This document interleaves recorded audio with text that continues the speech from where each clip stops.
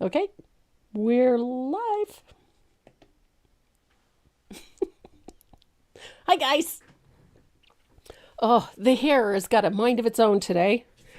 How is everybody? I hope you're all having a great Saturday. I got up a little bit early this morning, made some fresh scones, went out, watered all my flowers while I looked after my garden. So I got quite a bit done this morning, and then I did absolutely nothing for 2 hours. I drank a cup of tea and I surfed on Facebook and just chatted with my family. So I had a very quiet morning. It was very nice. So this afternoon, we're going to be painting a shave and a haircut. This is a fun piece to paint. Mostly lettering. It's not all that elaborate, but it is a fun piece to paint. And I wanted to do something with a sort of a wood tone or a marquetry look in the background. So we're going to use a stencil and some nice earthy wood tones to create that background. We're going to use a little bit of gold to do that fun little border. And just in general, make a fun little piece for a Father's Day gift for the guy in your family. So that is what we're doing today. But before we get started on that, we have to talk about a couple of things. I got Happy Mail this week, and I've been dying to show you guys. I know I posted on Facebook, but I've been dying to show you guys this. This is a treasure box from Sheila Landry.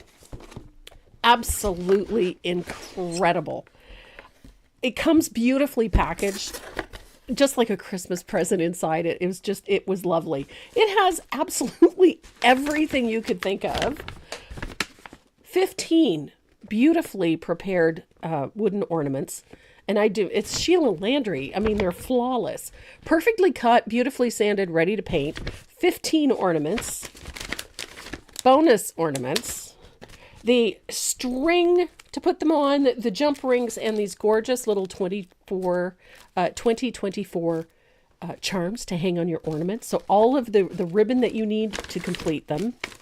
She included some really cute little gifts, some magnets that look like the ornaments that she's done. I loved this. A recipe for gingerbread cookies. Hello.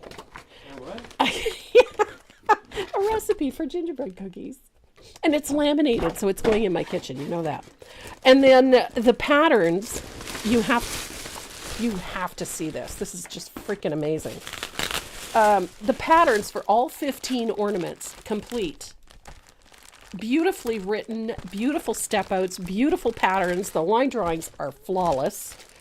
I mean, everything is done in Sheila Landry style to perfection. Everything you need to complete 15 heirloom quality ornaments. So if you are a big Christmas fan, which I am, I'm a huge fan. All of her line drawings, really, they're incredible. Plus, she even included the napkins, the decoupage paper for the box that you want to store them in. So incredible. So if you love Christmas ornaments, this is an absolute steal. The box ships for free. It's $130 for everything in there. It is an insane value. So if you are a Christmas freak like me and you want to paint an absolutely extraordinary set of heirloom quality ornaments for family, for friends, as a gift, or just for yourself, go and check out tollpaintingdesigns.com and have a look at Sheila Landry's treasure box. And they're called gingers. They're so stinking cute. Absolutely beautiful. A fabulous, fabulous thing to find in your mail, let me tell you. Just had to do that. Had to tell you guys about that. It's an amazing, amazing treasure box. I did a...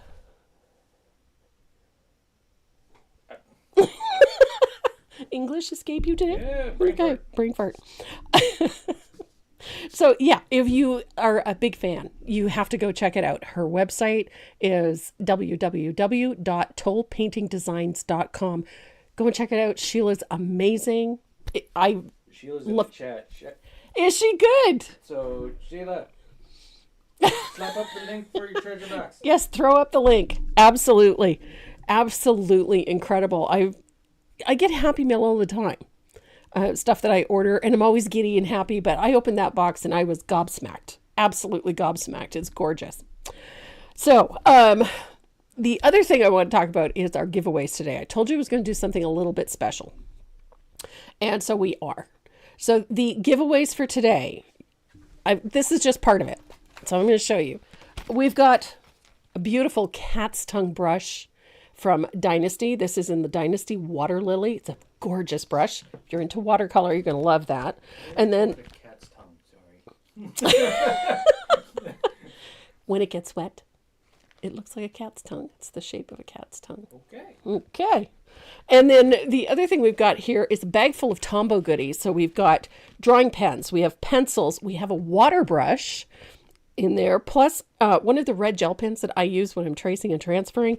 Plus there is a knock eraser and a white eraser in there. Plus we've got a kit for you with pattern and the surface and the stencils required. So that's your Father's Day giveaways. So you're doing We have a kit for this to give away.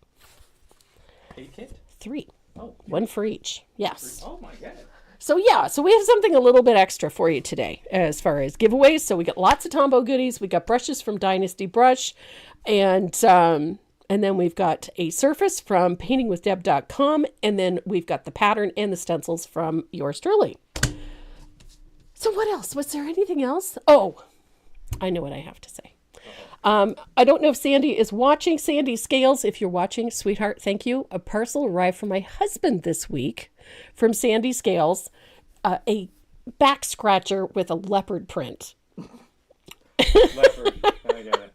For those of you that don't know, my husband was a crew commander on Leopard tanks for a very long time, and the leopard print was very, very, very appropriate. So Sandy Scales, thank you so much, sweetie. Mwah. We love you and appreciate it.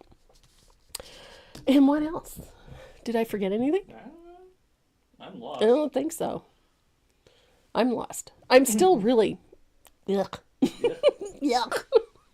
Congested and wheezy. So if I lose my voice or if I sound really like gravel Gertie, bear with me.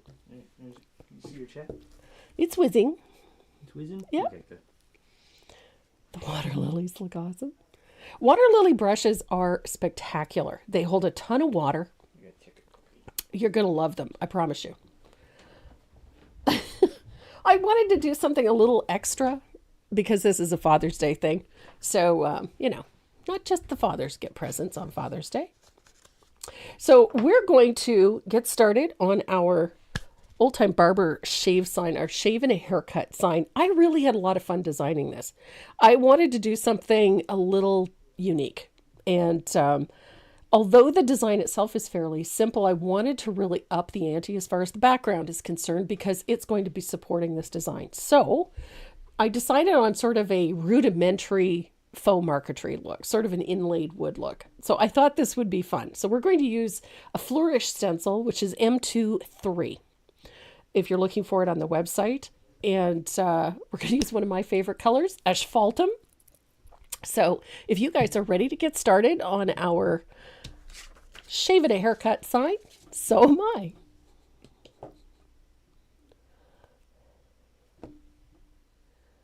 Here we go. Let's see who all is here today.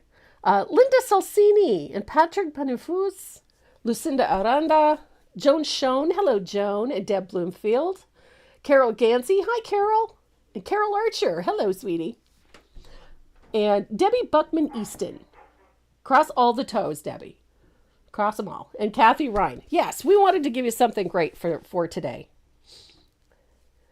Can I show after how I paint the shaving brush? That's actually going to be a separate video. We're going to do something with that. Happy Saturday, Phyllis.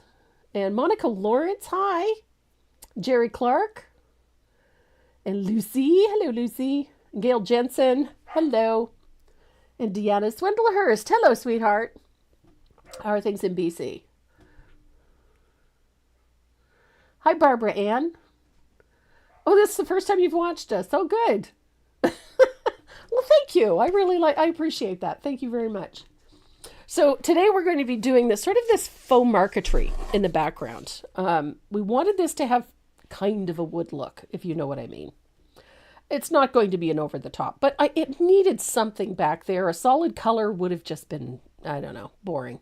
So I thought this would be a fun way to do it. Do something interesting with the background. So this is what we're going to be doing first is this background. Then I'm going to show you how to do some fun stuff with a gold marker to do this border.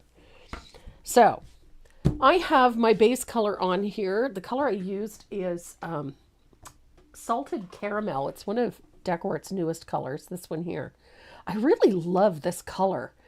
It can't quite make up its mind if it's a brown or a yellow, but it's a beautiful, rich, warm tone, and it works so well for a wood grain. So that's what I decided to do.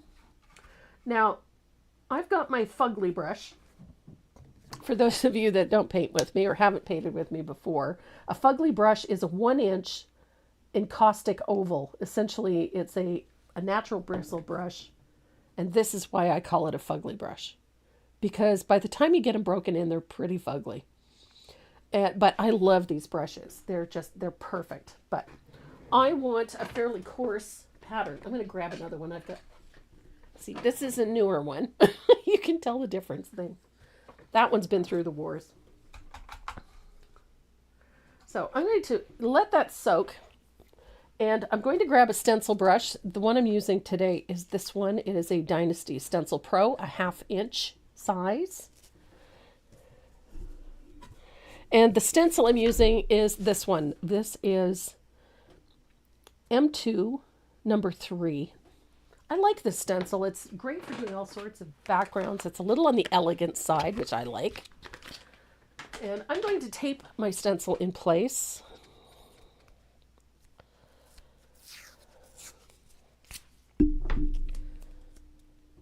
Just to keep it so it doesn't move.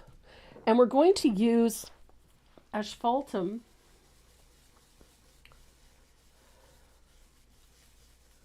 I'm going to pick up a little asphaltum.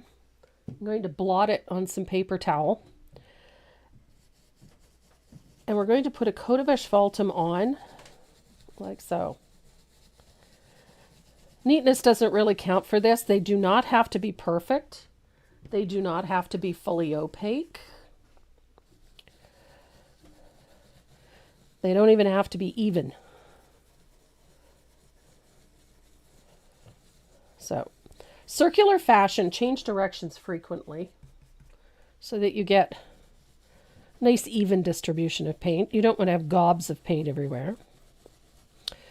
And you don't want it bleeding under the stencil either. So, circular fashion, change directions frequently. And if you feel you have to hold the stencil down in places, don't be afraid to do that. Now there's going to be a few areas we're going to have to line things up. And when you get to those areas, it's a good idea to just sort of let them fade a little at that edge. Don't try to fill in the whole edge, because what you'll end up with is a line. And you'll be able to see it for a country mile. So I try to avoid going right to the edge. You can see it kind of fades out along there. There's no straight edge. So I can take my stencil and I'm going to move it over, line it up the best I can. And now, when I put the color on, I don't get that harsh line where the two colors meet or where the two patterns meet. I've just always found this is the easiest way to do this. And whenever you're coming to the edge, just sort of let it run out. That way, you don't get a harsh line, and it just gives you that continuity that you need. So I'm going to line up that stencil, tape it down,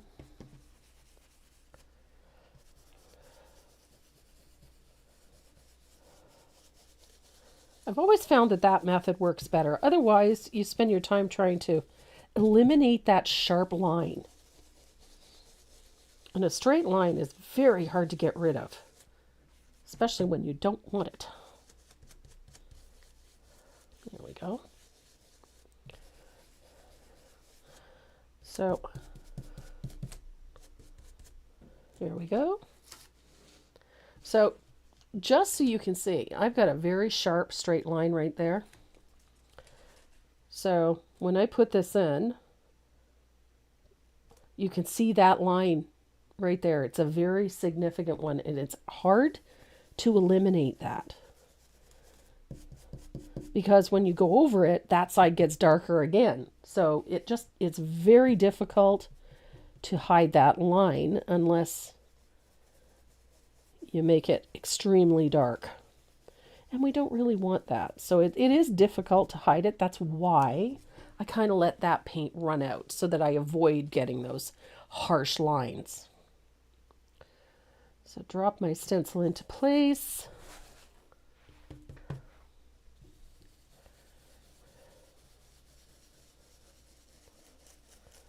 When you have that soft line or that soft border where it's sort of faded, it's much easier to make that disappear than it is a straight, true line.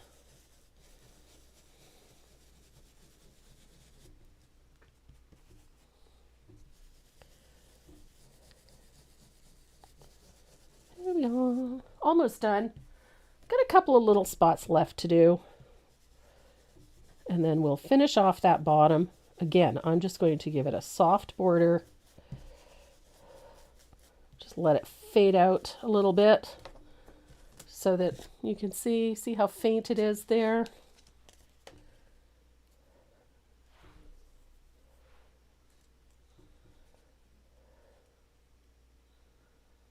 And now I can just finish it off.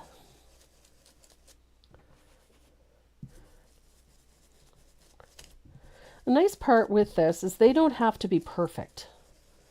They don't have to be fully opaque. They don't have to be super dark. It actually works better if they're imperfect. There we go. So now we have a nice pattern all over everything. I'm going to take my... I need to dry this a little. What was the base coat? Base coat color was salted caramel. Morning, Rose and Charlene. Do I clean my stencil after every use? I use hand sanitizer for cleaning my stencils. And in general, because I use them so much, usually about every second use, I clean them well. Here we go.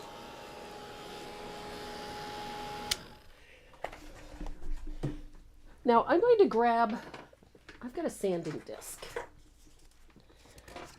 Now I want to distress mine a little bit, so I'm just going to lightly sand it. I just don't want them perfect. Perfection is boring. There we go. I just like to soften the edges a little so they don't look quite so harsh. There we go. Just clean off any little edges, ridges, whatnot. Now, got my Jo Sonja Fast Dry Glaze. And I have my fugly brush. I'm going to pick up a little bit of glaze, just dipping my brush into it. And I draw it up so that I don't have a gob of it. And I'm going to thin that asphaltum with a little fast dry. And then we're going to work vertically. I'm going to use that thinned asphaltum and go vertically up and down this surface like so. I want brush marks. I want some areas dark, some light. I'm going to leave brush marks in. I don't want to take them out. It's going to provide us with a sort of soft wood grain. Sort of.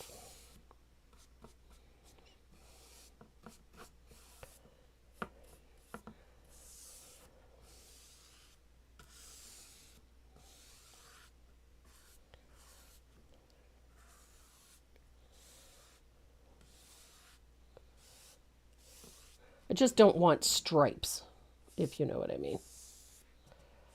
So some areas are going to be a little darker, some a little lighter.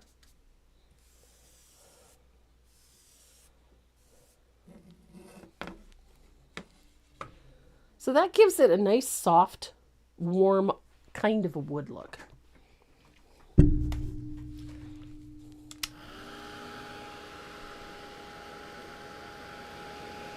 And I'm going to dry this, and then I'll decide if it's dark enough to suit me. If it's not, then I just do this again. And I like the vertical pattern in it. It just gives it a sort of an elongated wood look.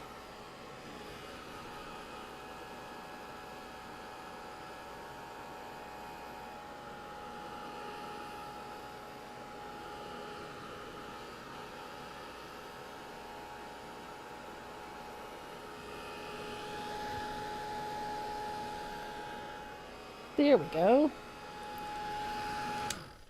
So I'm thinking I want it a little bit darker because, you know, it's me. So I'm going to grab a little more.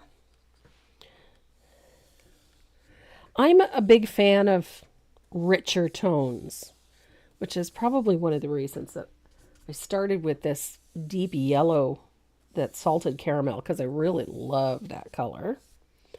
And then because asphaltum is quite transparent, it tones this and it just gives it this nice warm look. Lorraine, the stencil is M2 number 3. M2 3. Or M2-3.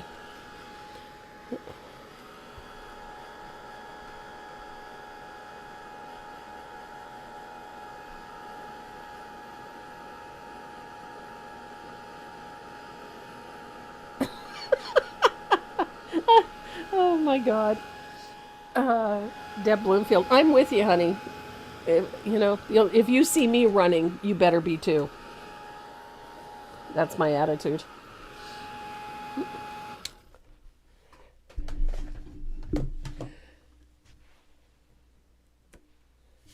There we go. So we've got this nice, rich, warm look back there. It's a rudimentary wood grain, and the idea was just to put a little pattern back there, and then the vertical lines going in it just give it sort of that warm wood look. And I love this. The darker it gets, the prettier it is. That's mine. So I'm using a little bit of soft black. If you don't have soft black, you can mix a little lamp black with asphaltum. It can give you a nice warm, dark, warm brown color. And I'm going to use a faux squirrel.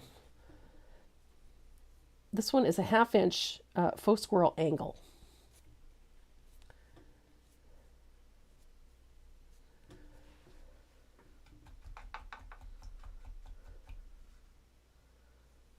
I'm going to give this a good soak, and this one's dry as a bone. So I want to put a nice little border, a nice aged edge on this. So I'm just floating a little bit of soft black along the outside edge.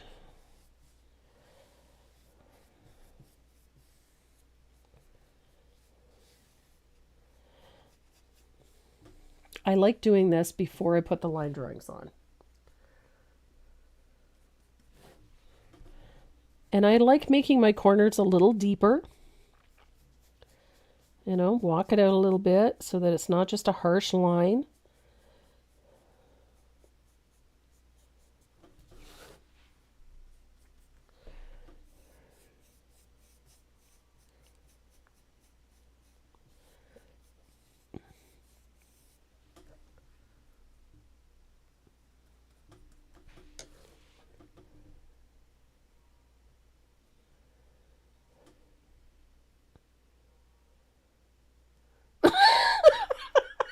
Cindy Braden. Oh my God, you're funny.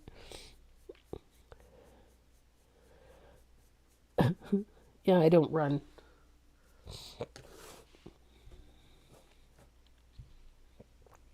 Those little sanding discs are not so easy to find anymore. You might try Pinecraft. They may have some. They're not that easy to find. I get the bigger ones through Amazon, but they're limited as to size and coarseness.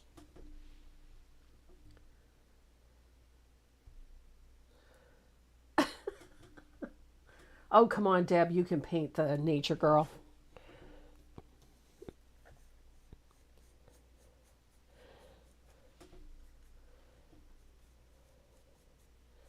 So I have a nice little.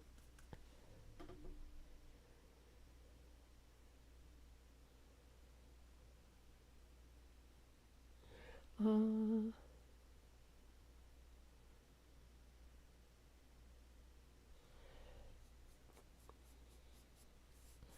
I'm trying to look for a question.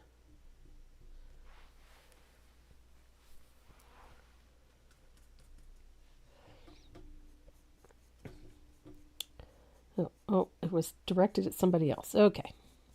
So I've got that nice dark border around the outside edge.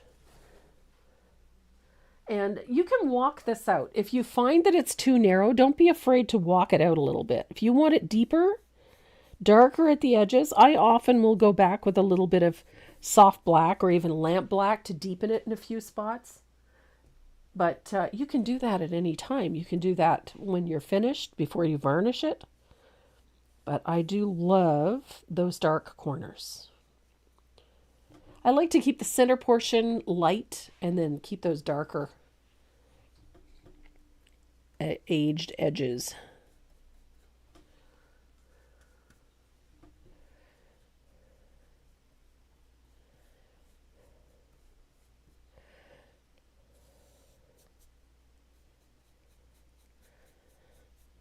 And for those of you that have been following the recipes and whatnot that I've been posting, I'm building a recipe page on my website. It just so people can you can download some of the recipes I use. I have quite a few, so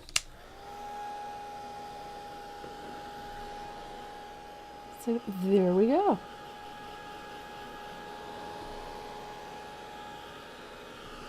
So this creates a nice rustic, very masculine effect. This would be really pretty on a box, a gentleman's box. And then you could paint whatever you wanted over top of it. I think it lends itself well to a whole bunch of different different ideas and different subjects. I chose the barbershop sign, but I mean, you could absolutely do this as a gentleman's box. You could paint whatever you want on it. It could be a floral. You could paint dogwood on top of this, I think would be really nice. But there's so many things that look great over top of this.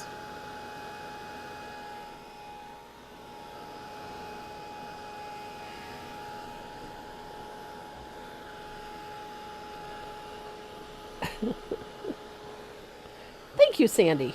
I rather love this background too. Tara, I'd rather just come to your house and eat. Yeah, Gail, I did have one of those scones for breakfast. It was delicious. And it's that time of year for me. I've been going through all of the herbs that I usually have in my pantry, and seeing what I'm getting low on. I put my herb garden in this week. Oh, the dried lemon rind. Yes. It's magic powder. It just does wonderful things for baking. So if your recipe calls for the zest of one lemon, you use 1 teaspoon of the dried lemon, and it just does wonderful things for flavor and for color. It'll actually add nice color to things. Oh, strawberry and rhubarb. Oh, yum.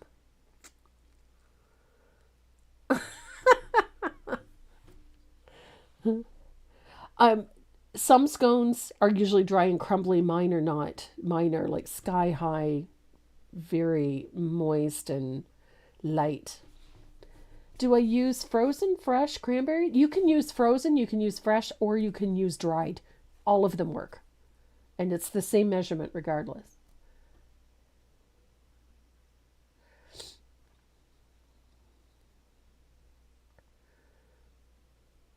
Hi, Elaine. You know what? You could change out the word barber. Oh, you could do almost anything with this. Hair and nails. Andrea did try them. Oh, yes. Cheese ones are amazing.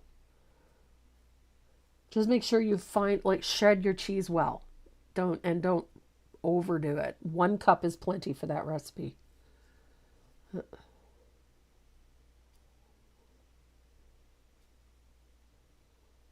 Yes, they are super filling, but they're delicious.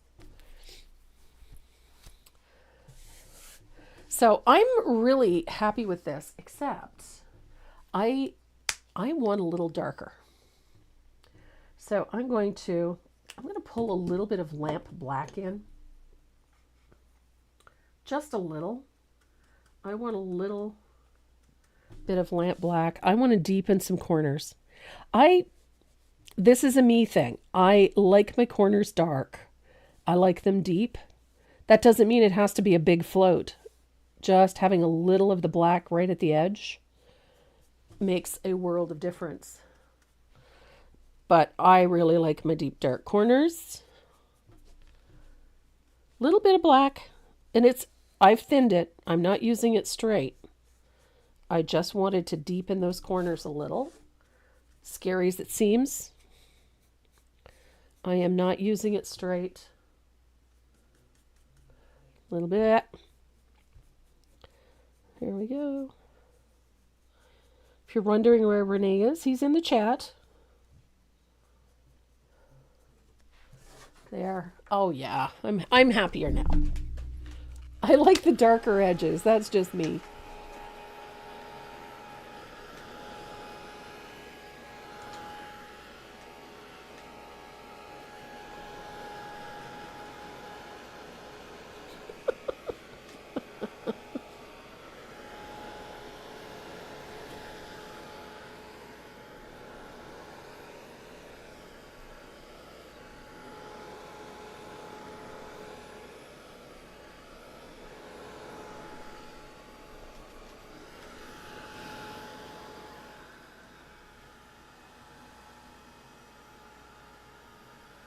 There. See, I like that little bit of lamp black at the edges. Kind of gives it that slightly smoked look. I really like that. So, I have my line drawing here. I'm going to show you guys a trick. I don't often talk about preparing surfaces for tracing and transferring. But this is one of the things that I do. And this, I know it's probably just a me thing, but I like doing this. I cut my line drawing out. I usually will make a copy of it, and then I cut it out. Doesn't have to be exact, but as close to the line as I can get. The vertical lines are the more important ones, obviously.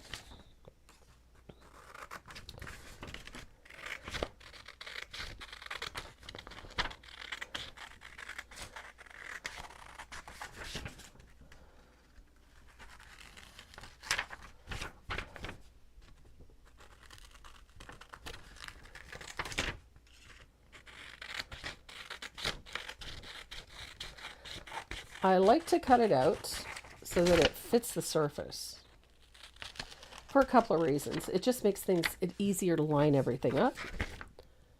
And of course, my line drawing is not straight, but close enough. There we are. So I line up my sides like so. And I'm going to tape that into place. There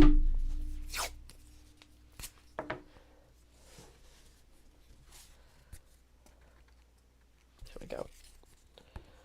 Now I'm going to tape it from the side because my top line is not perfect. So I'm going to tape it from the side. So now I know that my lines, my vertical lines, all line up. And those are the ones that I'm worried about the most. And I'm going to use a little bit of white graphite. I'm going to make sure that my graphite is the right side down. I have had issues with that lately. I have no idea why, but there we go.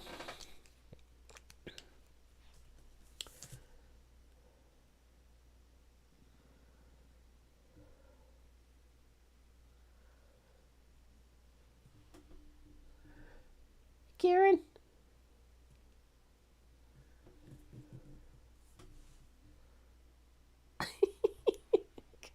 Hi, Jackie.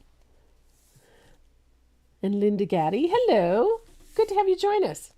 So, in the giveaway today, there's one of these, which is one of my red gel pens. I love these for tracing and transferring because I can see where I've been. And this lettering that I've chosen to use for this piece is very forgiving. I wanted this to have sort of that, home painted or hand painted appearance. I didn't want it to be perfect. It's going to have some interesting little shadows.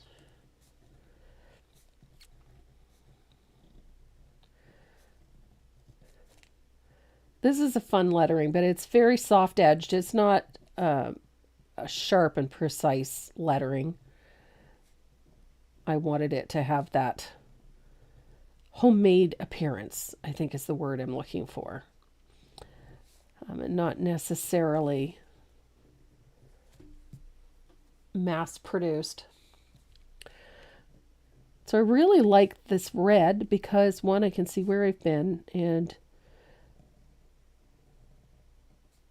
it's easier to see where you may have missed spots because your line drawing has now got a little tinge of red to it. You could do this with any color. I just tend to go with the red. It shows up fairly well. And in this piece, this portion, this lettering here, this big barber sign, is the eye catcher in this piece. And I kind of like that it's got that rustic look to it. That appeals to me. I'm a big fan of rustic. I'm a big fan of vintage. I like anything that looks old and decrepit. That's me. I like it. I love antique tables and antique chairs and, And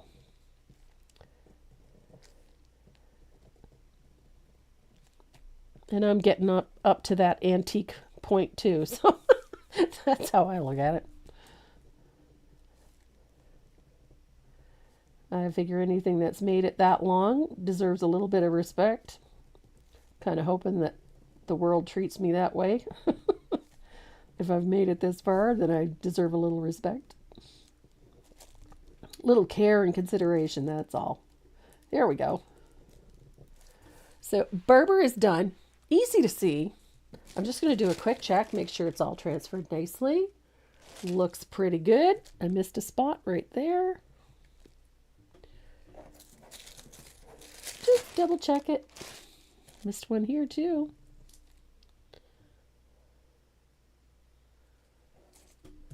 Good, good, good, good. Same with this font. I really like this. This one is called Old Home. This little font here.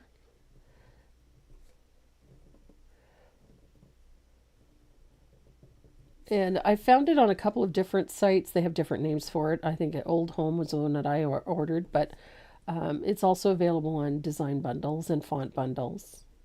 And I think they called it Old Country Home or something like that. It's a nice little font. It's an easy one to paint, and it works well for a lot of vintage designs. Also works well for tattoo designs because it kind of has that, vintage tattoo appearance to it, which appeals to me as well.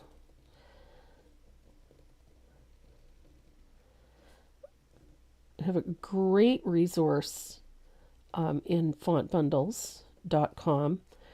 You can usually buy large bundles of fonts that can easily download it to your computer or to your phone, tablets, etc., that you can use for design work. Purchasing them is always a good idea, because then no matter what you decide to do with them, whether you're going to be creating a pattern like this or if you're just going to use them for personal use, then you don't have any concerns about violating their copyrights. And it's a design work. Creating a font like this it's work. It's design work. It takes talent, takes time. And so it's a good idea to recognize that contribution. So I pay for my fonts. I buy my fonts and the licenses to use them. That way I can create whatever I want. I love lettering. I love how it looks. I love that it can add so much to a design, whether it's the feature or not. It can add so much interest and pattern and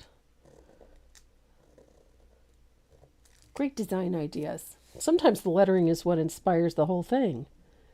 So, always a good idea. And there's designbundles.com, which is affiliated with Font Bundles. I use them quite frequently as well. They have all sorts of things, from SVGs to design ideas. You can download SVG files and whatnot, but you can also get font bundles and pre-printed or pre-designed things, which are fabulous. And by purchasing them, you're supporting another artist, and at the same time, you're recognizing the value. So this has a little border on it, and I like to freehand the corners because they're curved, so you can get away with a lot with a curve. Just like that.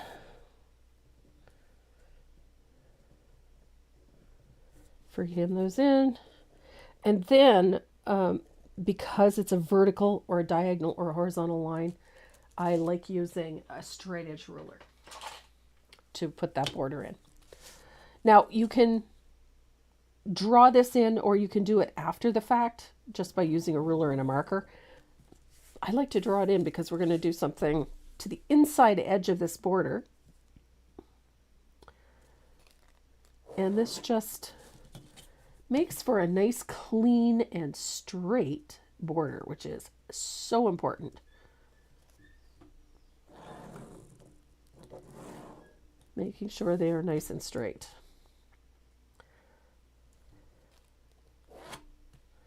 There we go. Same with that little diagonal one here. I like a nice straight border, so it's important that, get that one in. Use that straight edge. This is my favorite. I like a good steel edge ruler. And for tracing and transferring, it's very important especially for lettering or anything that needs to be straight and true. Use the steel edge ruler. Plastic ones have a tendency to get chipped, and they get dinged, and they get damaged, and then you end up with a really rough line. And a rough line cannot be painted straight.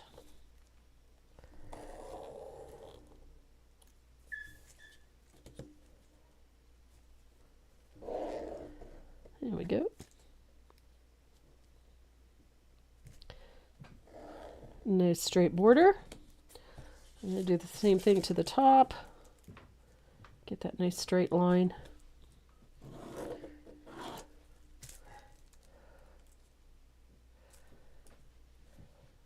Oops. There we go. So before I take that line drawing off, I'm just going to double check. Everything looks nice and straight and true. I haven't forgotten any lines that I can see, except, so those are done. And now we've just got that design element in the middle. Barber pole.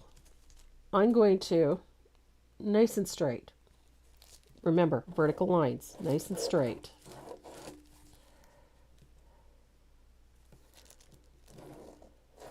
There we go.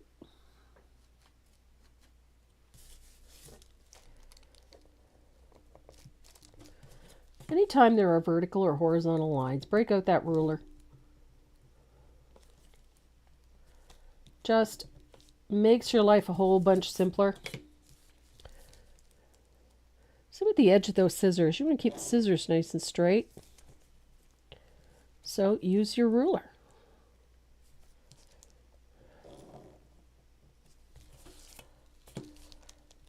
Easy peasy.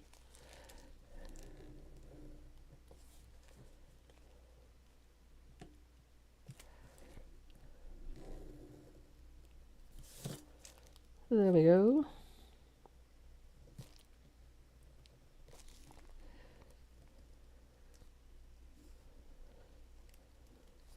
Now the first piece we're going to paint is that barber's pole because it's got a whole bunch of stripes in it. And I like to paint the thing that is furthest away from you first, because it just leaves you so many more options for fixing things.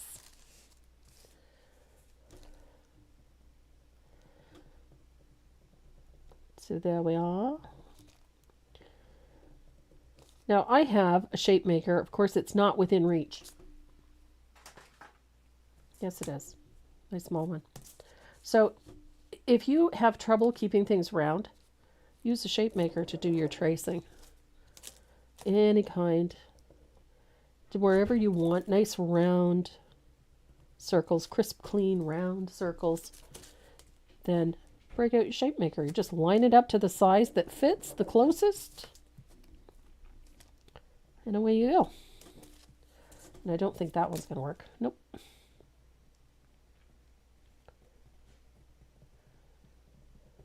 There we are. See?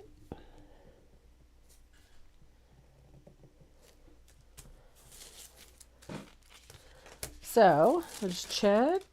Looks good. And again, straight edges. Use a ruler. Got stripes. Use a ruler so that they're nice and straight.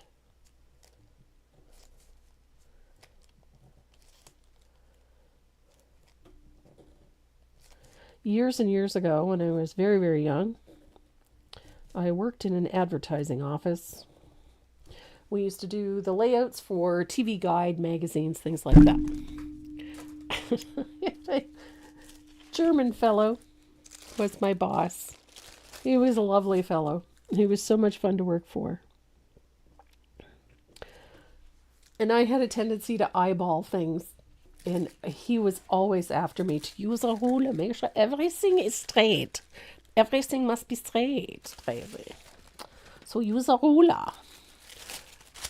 So now I use a ruler.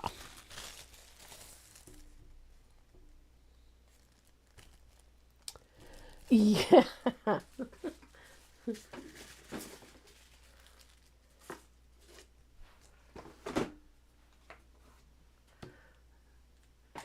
So that looks pretty good. Everything is nice and straight, nice and level, except for that little top part of the border there, but I'll fix that. So first thing I'm going to do is we're going to give this a little more depth, which means I'm going to add another shadow. And I'm going to start with asphaltum, a little bit, and I'm going to pick up a little bit of that soft black.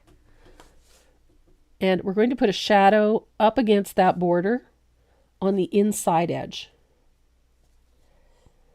Just a nice little float all the way down. Darkest value towards the border. If you go over the border, it's okay. Don't panic.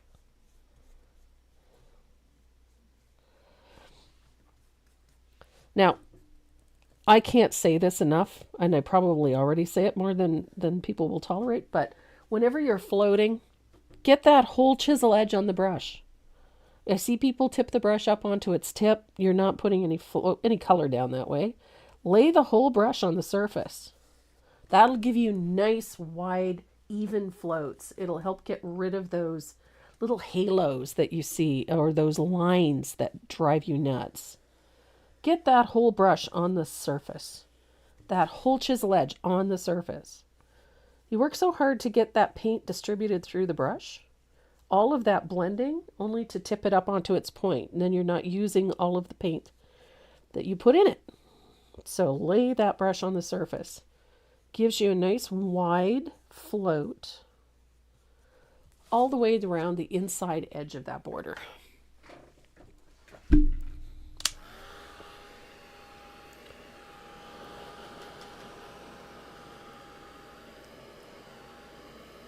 Et voila. And it just gives it a little more depth. And it'll really be noticeable when we put that gold border on. Now the fun part about that border is if you want to paint that in, you can. But we're going to use a gold paint pen for that. I got a really cool one I want to show you. So, a lot of fun. So I'm going to switch to, I'm going to rinse out my brush, and I'm going to switch over to just a float of soft black. And I'm going to blend it out quite a bit. I don't want it full strength. And we're going to put a float all the way around our scissors and that barber pole. Don't forget to inside of that scissor, right in there, look at that. And then up underneath it and all the way around.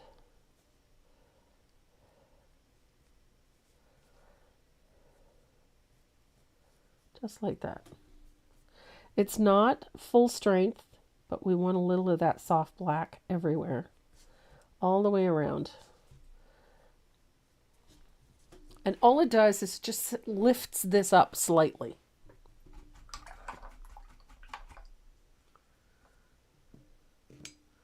So I'm going to start with a little bit of cobblestone. I use this color an awful lot. I really like this one. It's a warm gray tone.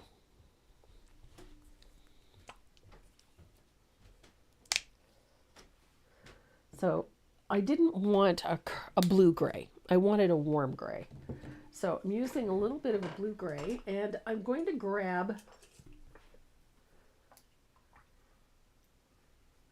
a number 2 rigger and a little bit of cobblestone. And this is the color we're going to use for our barber pole. Now, this is the light portion of the barber pole.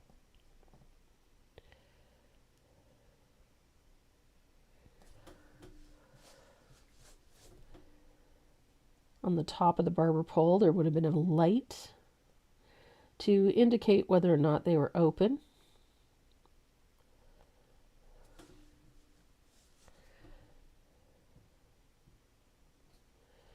And there's an interesting piece of history for you that I think you might find it interesting. The term barber was used to describe an individual who had a variety of skills, not the least of which was obviously cutting hair and shaving, but for the most part, they were also a doctor of sorts. They were also a dentist of sorts. So if you needed a tooth removed, if you needed to be bloodlet, if you needed a variety of things, it was the barber that did them. So just an interesting tidbit. I'm going to use a little bit of warm white. Now our barber's pole uses some traditional colors, and I'm not sure about the history of the colors, but there is a historical fact behind that. I didn't look that up. I should have. The barber's pole is going to have red, white, and blue, and I'm using Country Red, primarily because I've already used it up here, but a Country Red. The blue that I chose is something I don't usually use, which is Ocean Blue. It's a nice blue, and I wanted something a little brighter. And a primary just didn't cut it, didn't pop off of this that brightly. So Ocean Blue is the blue I used, and then of course Warm White. So I'm going to start with a little bit of Warm White. And we're going to paint that first wedge with Warm White, that first stripe. I like the rigger for this because it gives you such great control. And then I'm going to skip one and do the next one.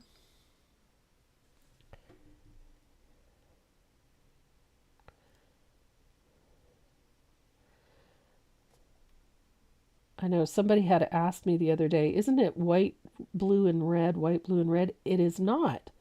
It is white, blue, white, red, white, blue, white, red. So it alternates between the colors, which I thought was unusual. I had to look it up to see what was actually the proper order, and that is it.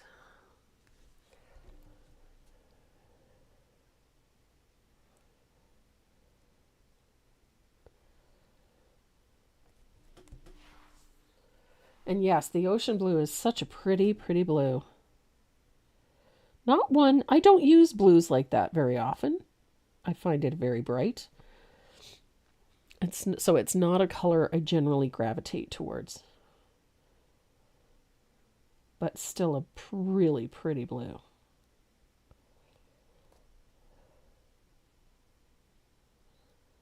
There we go. And I'm very fond of Warm White. I use a lot of Warm White. Had a meeting the other day and informed them there were several colors I felt they should be available in much bigger formats. Warm White being one of them.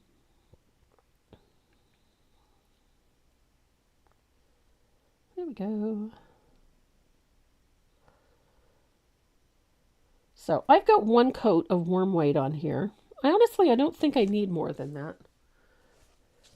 Although this one is looking a little peaky. I'm going to put a little more on.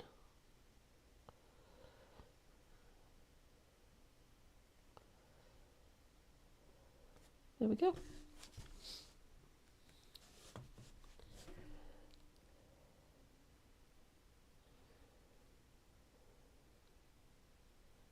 Pretty, pretty. Asphaltum, yes. Asphaltum. Absolutely. Asphaltum should be in a gallon bucket as far as I'm concerned. I use asphaltum a lot.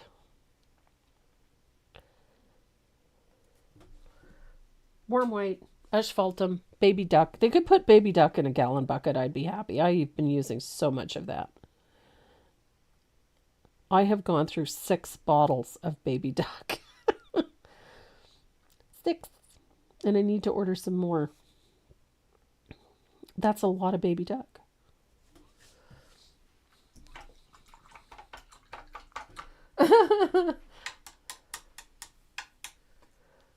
Why didn't I put on eyelashes? Kathy, because most of the time when people put eyelashes in, they tend to look not right. I tend to put eyelashes out towards the corner of the eye, and I did not put a lot. So it's a thing. You can put them on if you want. I didn't. So that top bar underneath the light is Country Red. Here we go. Country Red.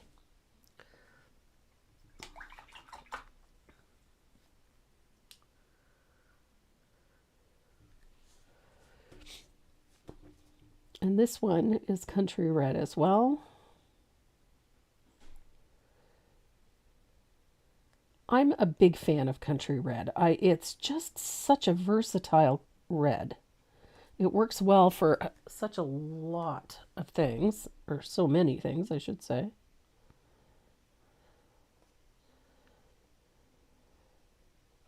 and it covers reasonably well. A lot of reds don't, but this one does.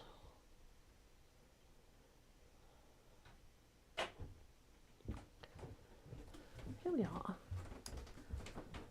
Yeah, I'm seeing all Facebook. You're seeing all Facebook? Yep.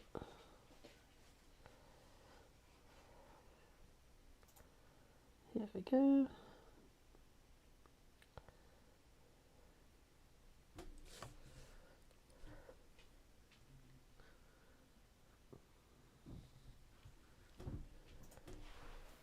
There's YouTube. Uh-huh. I see YouTube now, but I don't see Facebook. There we go. YouTube's in there. Ah, there we go. Did all the names change to pink? I don't know.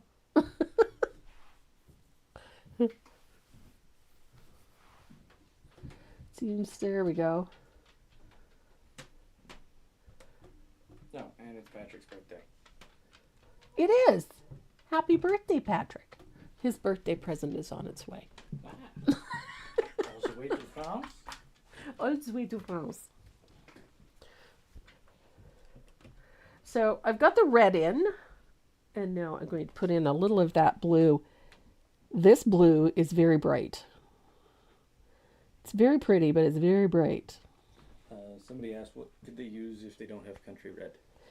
Tomato red will work just fine. That's my other favorite red. Tomato red works beautifully. There we go. Anyone else having a glitch? Yes, we had a glitch. Tried clipping her nails. Oh, that's what the whining was about? Yeah. Only got the front paws. Let her relax now. She really does not like having her nails done.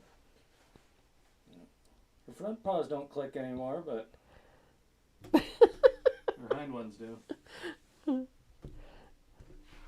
Our Maze is a little bit of a drama queen when it comes time to getting her nails clipped. There was a great deal of whining and crying going on upstairs. You would think she was being skinned. But she's just getting her nails done. That used to be the same way too. Yeah. But she tolerated it. Ish. But Maze doesn't even tolerate. There's nothing that can distract her from it. No. Can't do a flash. There we go. Debbie, my pup. That could just be me.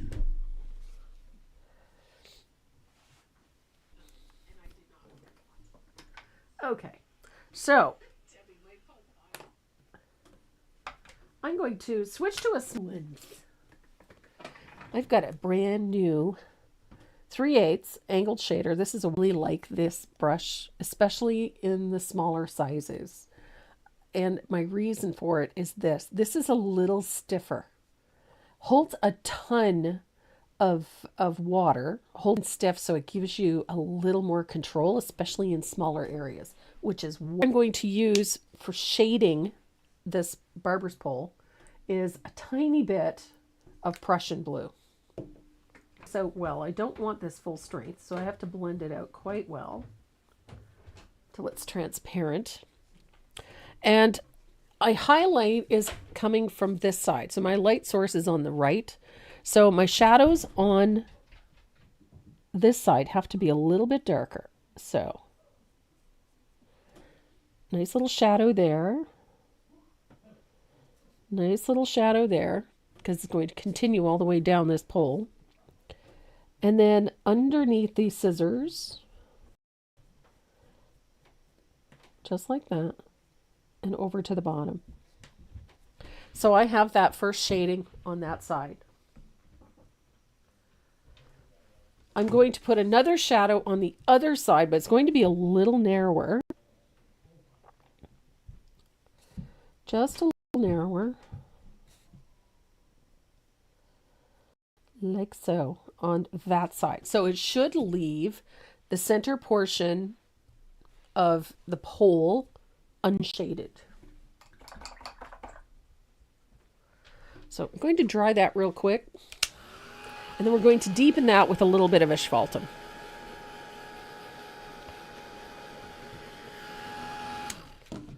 So again, float. I'm going to pick up a little bit of asphaltum.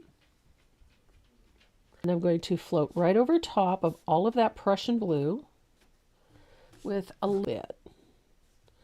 It actually gives it sort of a gray appearance. Hi, Ruth.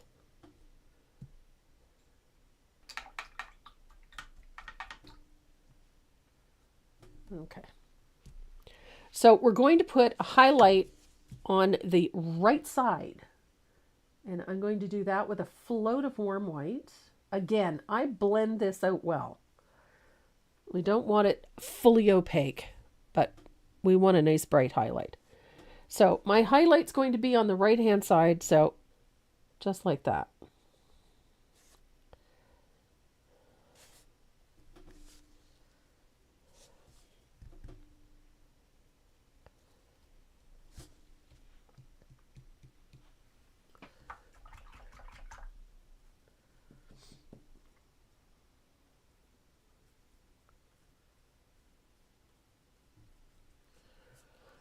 And then we're going to do the same thing. Look at this. Oops, wait. I whoopsed. And then we're going to take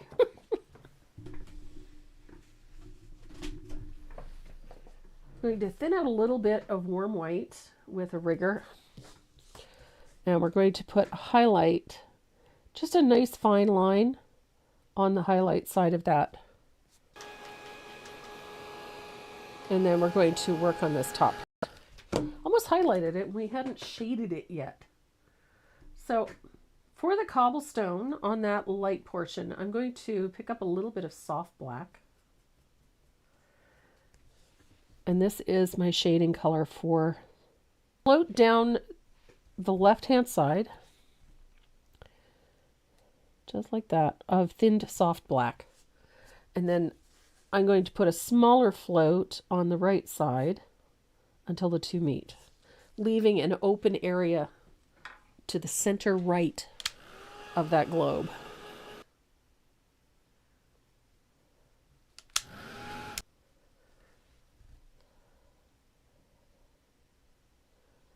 Just like that. So I've got that float in. Let's see if I bring it up a little closer, you can see where it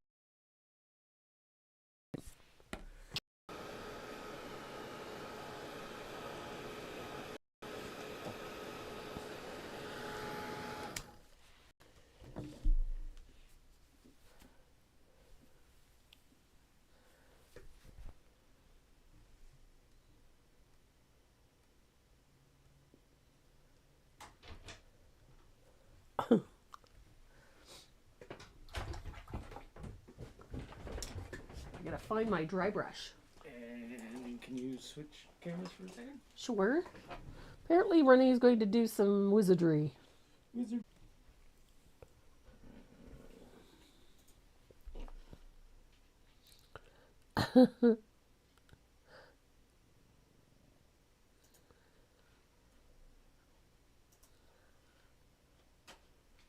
What you doing?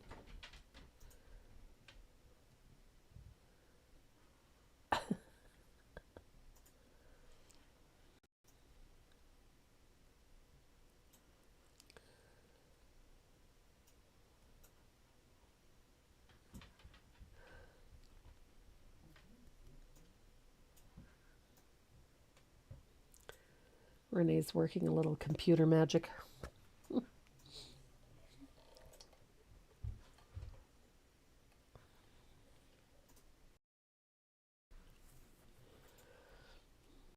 you can switch back. Okay. See if this works.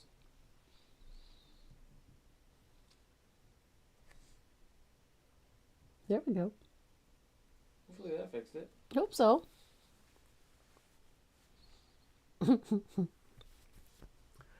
I just downgraded the quality a little bit. too much internet activity. Oh, that could be. I suppose. Find my dry brush. Where's my dry brush? I'm trying to find my dry brush. It's not in there. Where did my dry brush go? Where is it? Good gravy, Marie. I don't know where my dry brush went. I have 1,000,001 brushes. You'd think I'd be able to find a dry brush. There it is. Found it.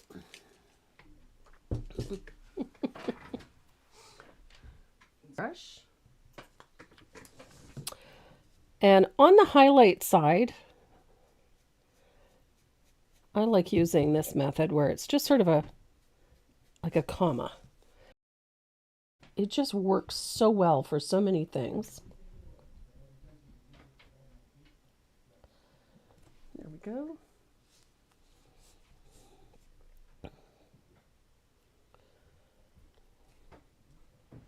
And it's a nice warm gray. It doesn't have that battleship gray color. I try to avoid using that kind of a cold gray. I just find it a little overbearing. And a little lifeless. It doesn't have any zing. So I like warmer grays. But again, it's a personal preference. I prefer a warmer gray to a cool one, so...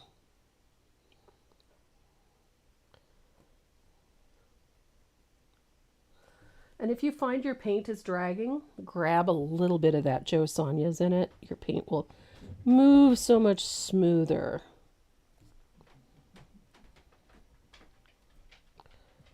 There we go.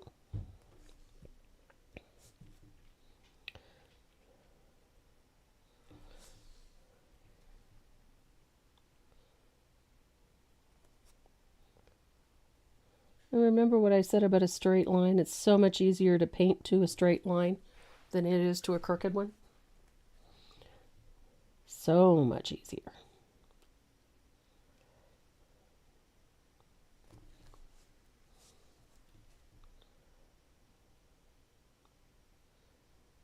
Do.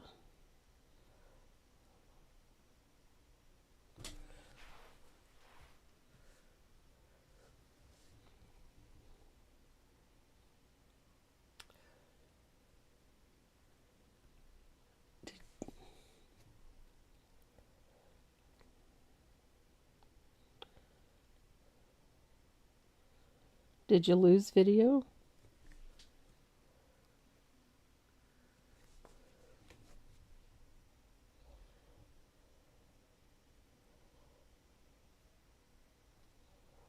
So, I'm going to paint in these handles.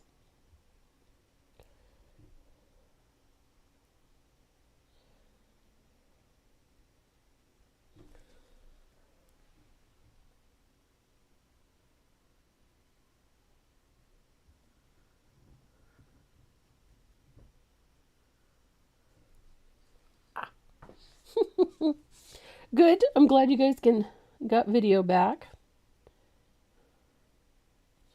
So, there we go. Look at that.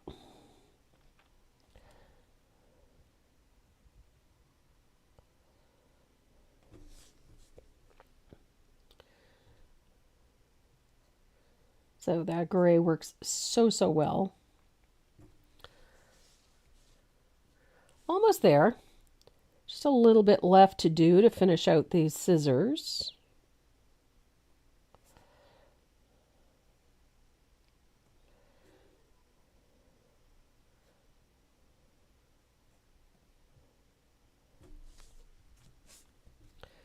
Easy peasy. Someone had asked what we're doing for dinner tonight. I am making a Chinese stir fry. I have some really nice Napa cabbage that I did not use. Oh, every time I have ordered cabbage or tried to buy cabbage to make kimchi this past winter, I got these little teeny tiny cabbages, and I would need 2 of them to make one small batch of kimchi. So I placed my grocery order this week, and I had asked for 2 cabbages, expecting to get 2 small ones. And I got 2 of the most humongous Napa cabbages I've ever seen in my life. So I decided in order to use them up, I would make that big batch of kimchi, but I still have some. So I'm going to be making a stir fry tonight. Essentially, it's an unwrapped egg roll, for lack of a better term. And I have some nice beef to go with some broccoli and some other vegetables. So that's what's on the menu for tonight.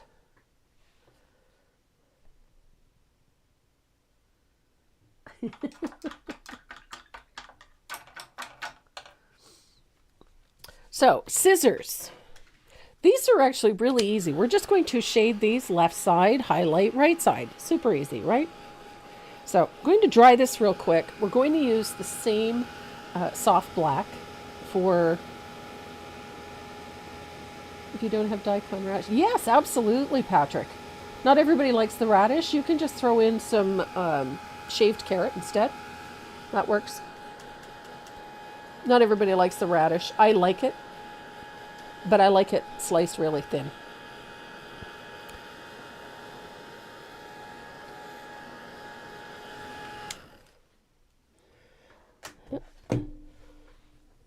So this is nice and dry. I'm going to get my 3/8 angled shader and a little bit of soft black. Now there are some angles. Remember, the scissors are in 2 pieces. So we're going to put a float here to separate our scissors. Just like that. So we now have 2 pieces, upper and lower.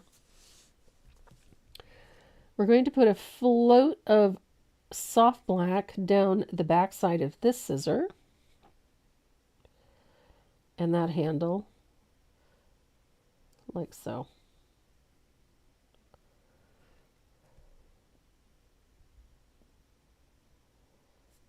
Oopsie.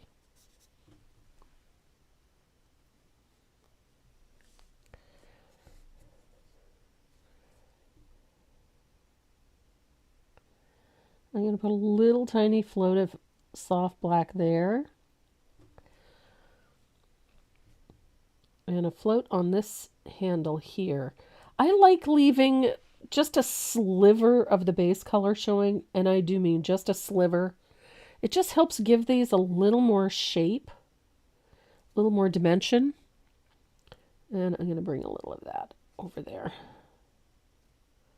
Just like that. Don't forget, a little float on the inside of the right side. Just a little float.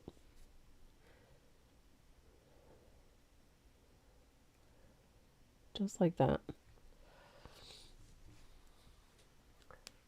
So I'm going to bring this up just so you can see where the placement is. And you can see it's not a strong float. Doesn't need to be.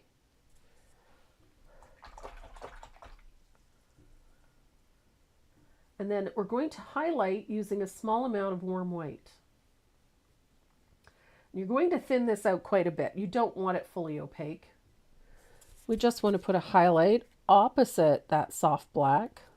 Of course, I need a little more than that. There we go.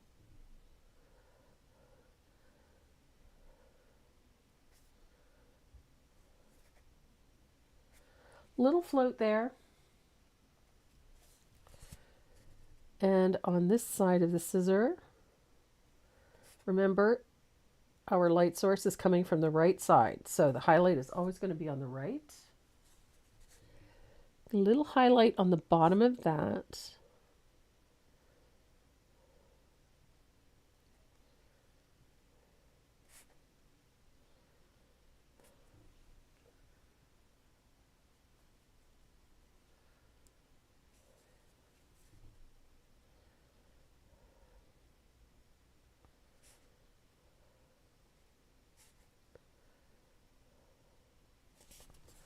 Now, you see where this is overlapped here? We need a little highlight up against that black. The shadow there, we need a highlight opposite. Just put a little float in there.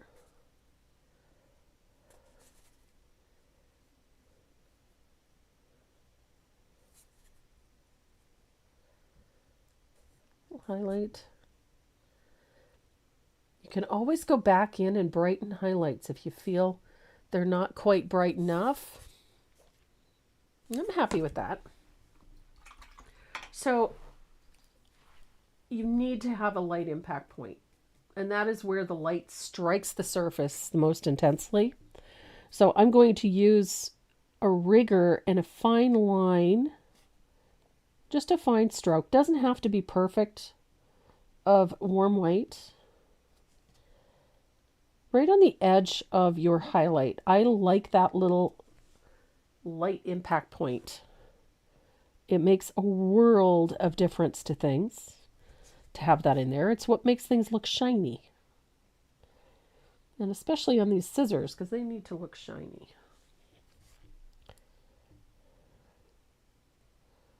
Just like that.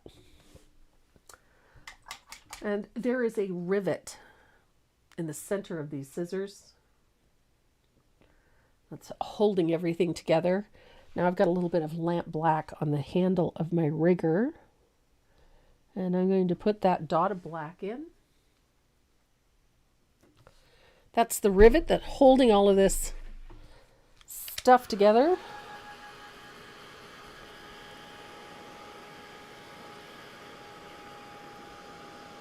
And we're going to dry it, then we're going to put a final highlight in here.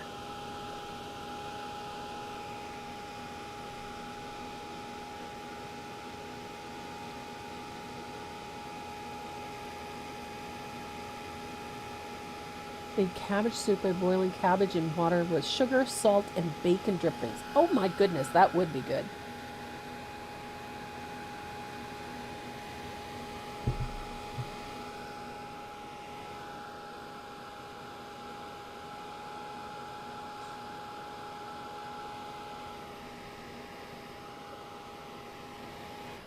There we go.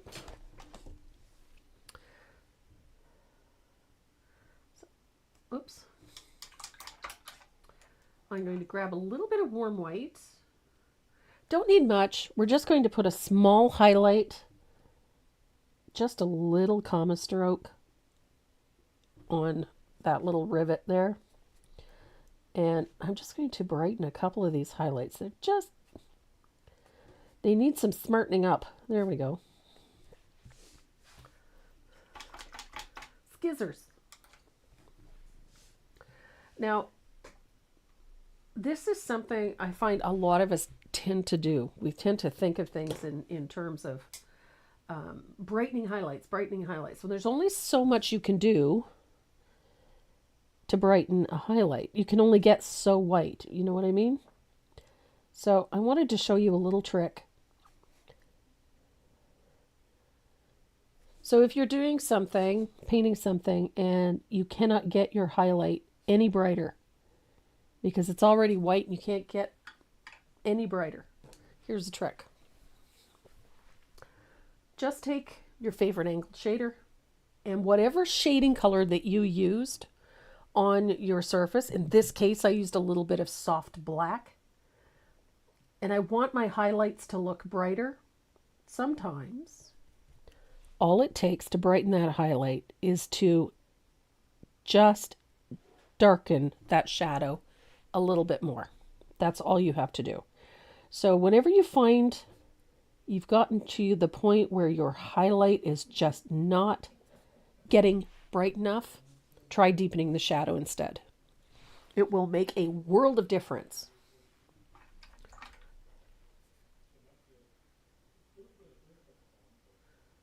Three weeks till we meet in Chattanooga. I know.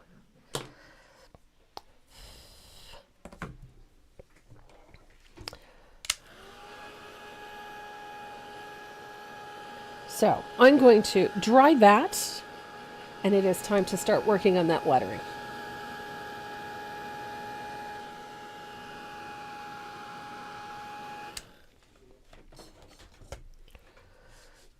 So I'm going to start with the biggest and boldest lettering, which is that Barber.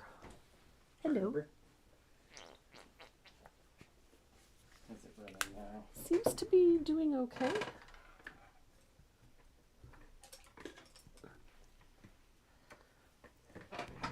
Now, I've got a number 3 round.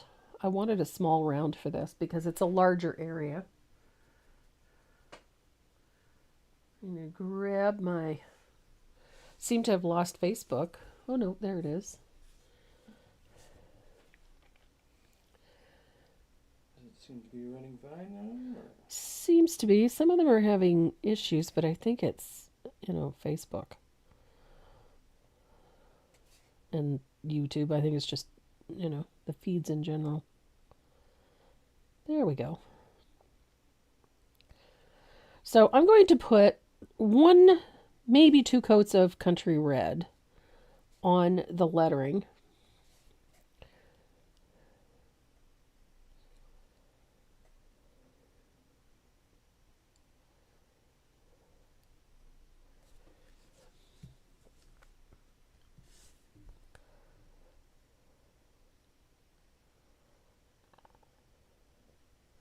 I love this color. This country red is just such a great red. For anything with a vintage theme, it's just that right tone. I guess the country red name is perfect.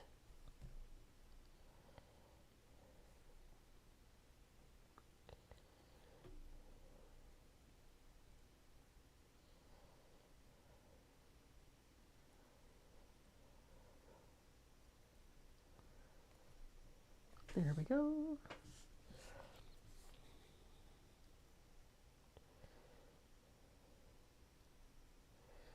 And I prefer to do the red first because there is some black that's going in here. If the red doesn't cover black very well, but black covers red very well. So if I need to cover up any little bits of red that, escape custody, then I can do that with a little bit of the black. Whereas if I have to get over top of the black, I'm going to have to put multiple coats of red on. I don't want to. Top of the black. There we go. Yeah, YouTube seems to be running fine. Yeah. But then again, there's a bunch of storms all over the place. So. It's hard to say. I thought it was our end, but... No, I think it's...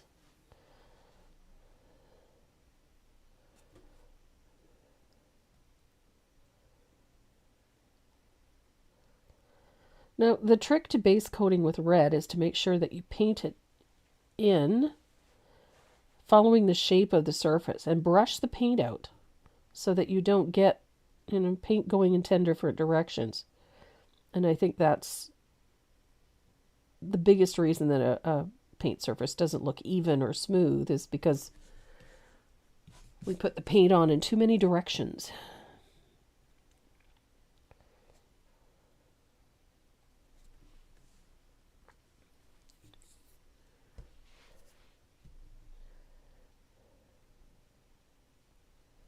Easy peasy. Now, each of these letters is going to get a shading and a highlighting. We are going to use a little bit of dry brushing, a little bit of floating. But the point behind this lettering is for it to look a little distressed. We're not looking for an absolute perfection, because that would be boring.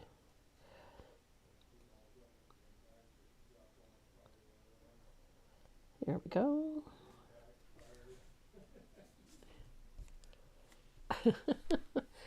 Gail, I'm using a number 3 round for this part, just because they're fairly large open spaces. You could do it with a rigger, but you'd be there a while. So I just want to speed up the process a little. I decided on a larger brush. If you have a larger rigger, by all means, you can use that. The number 3 just seems to fill this space nicely. And because of that point, we've got nice control. So this brush works quite well for this.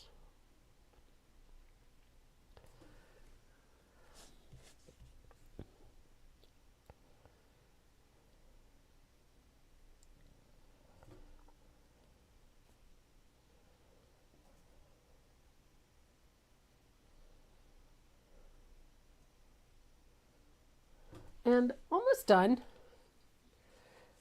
I know one coat does not look like much. If you're more comfortable with 2, then by all means, I mean, you can base coat to suit you. I generally rarely use more than 1. Sometimes I will use 2, depending on how well it covered.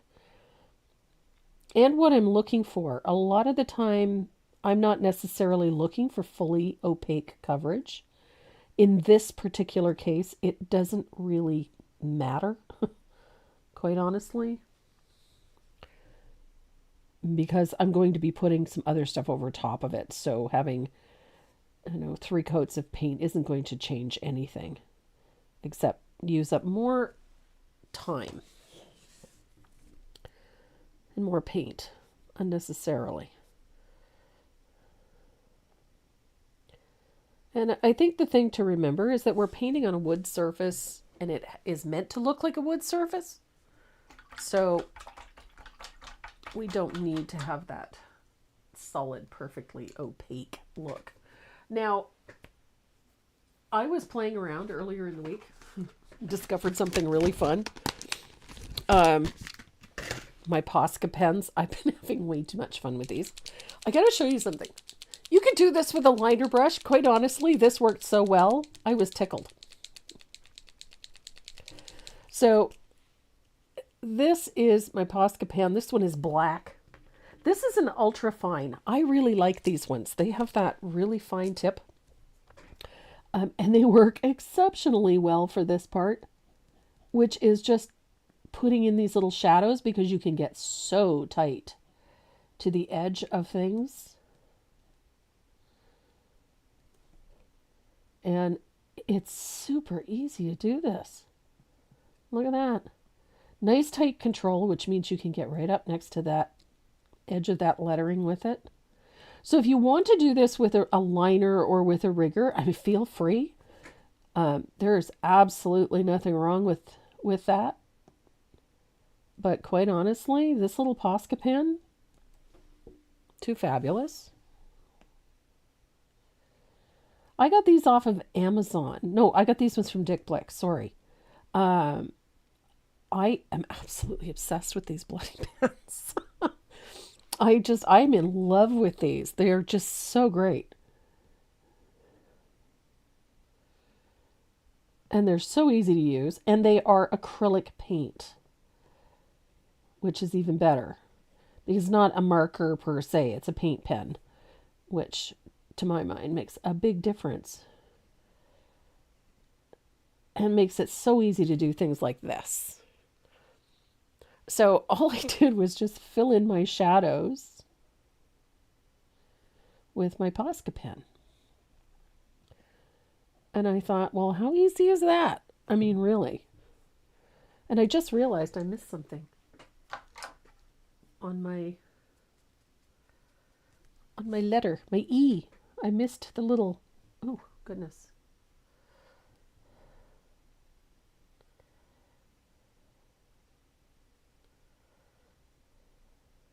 I missed the center of my E.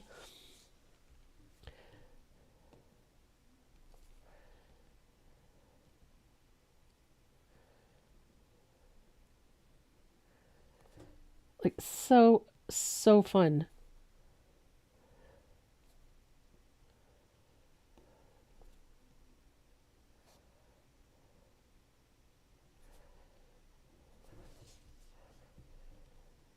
So if you've got a Posca pen, it's like just so much simpler, right? Easy peasy, lemon squeezy.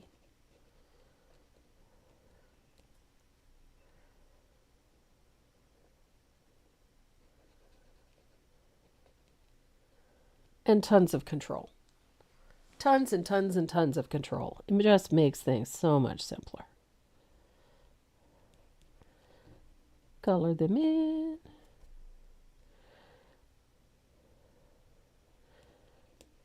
So, yep, if you're using a brush, a little bit of thinned lamp black to fill in all of these areas.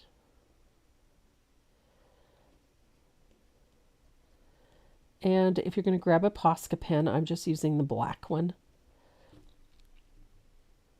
It's just such a simple way to fill in these little areas and control them easily.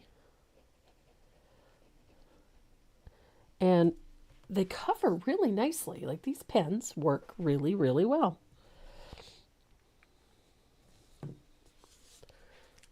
So, I mean, how much fun is that? So I'm going to dry this real quick. I got a couple of spots that I need to fill in that I just didn't quite get right. That center of the E, I just kind of made a mess of that. And then I missed a spot right here. Little flip on the tip of the R. Just didn't quite get it in there. There we go. But it doesn't hurt to stop and dry it anyway.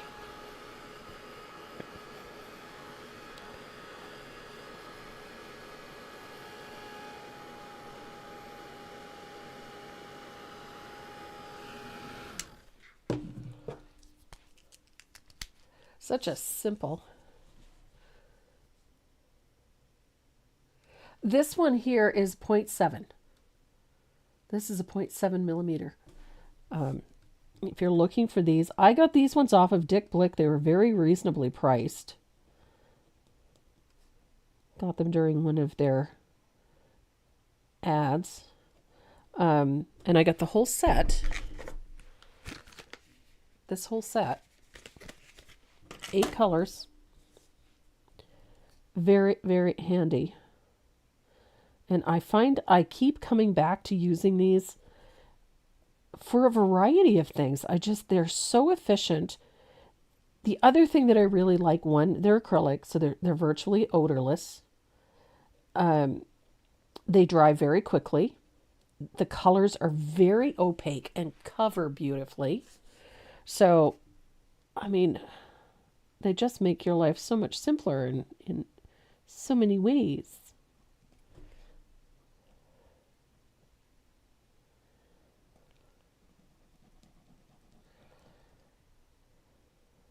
Easy to use. They come in great colors. I have a set of almost every size because I'm obsessive.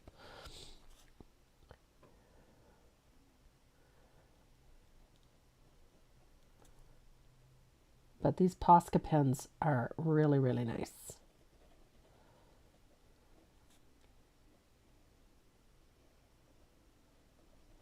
And because they're acrylic, they'll work with all of your regular acrylic paints very easily without any, you don't have to worry about things not being compatible.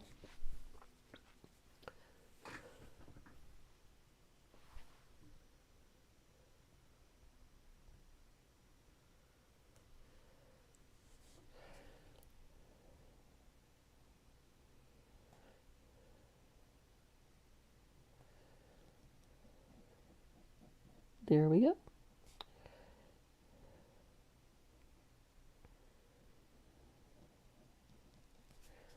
So easy to do. Especially for these little piddly areas. I mean, it's something as simple as just lamp black. These are very handy. And I'm all for making things simpler.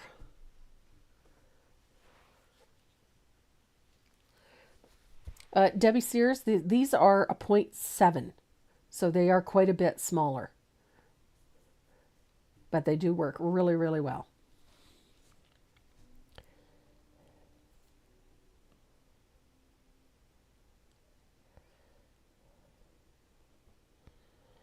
And I think I'm almost done. Almost done. Look at that. Couldn't have asked for better. I mean, this is that little Posca pen, just awesome.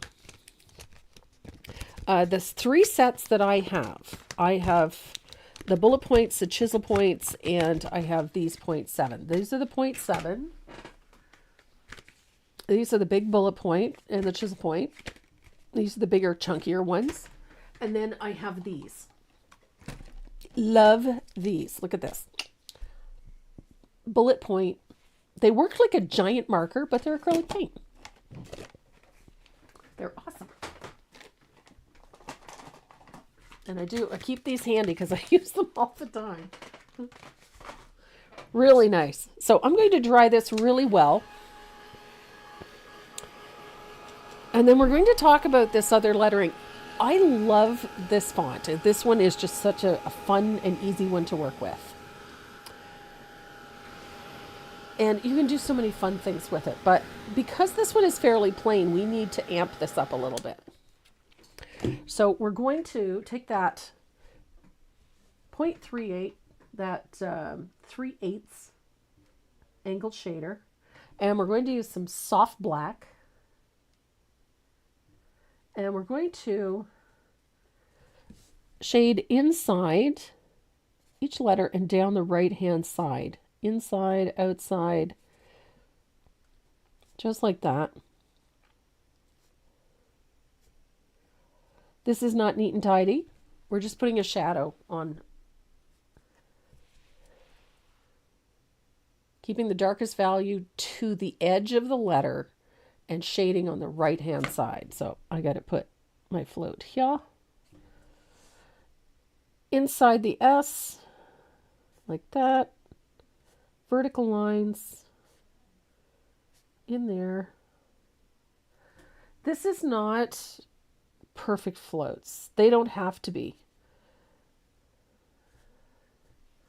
We're just going to give this lettering a little height, as if it's up off that surface just a little bit. It doesn't have to be perfect, but that little float will make a world of difference in the end when we do this.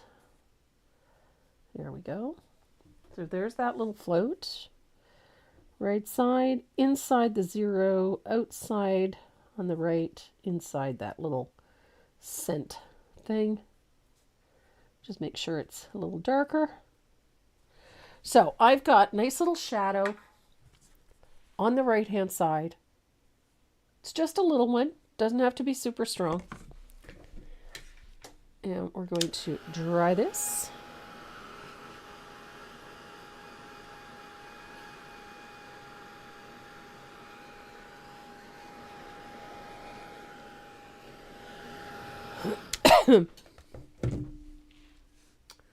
So we're going to paint this lettering using a number 2 rigger. And we're going to use thinned warm white.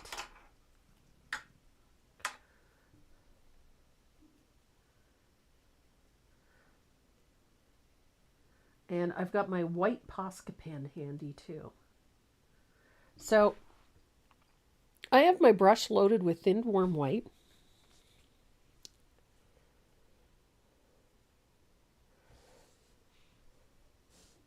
And we're going to paint the curves. Press down, let the brush open up, and then come back onto its chisel edge.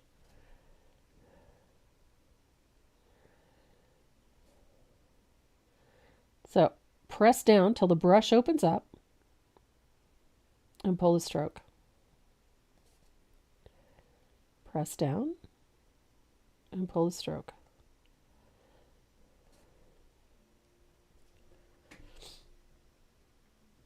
Now I like using that Joe Sonia's because that keeps the paint moving smoothly. It's like a lubricant for paint.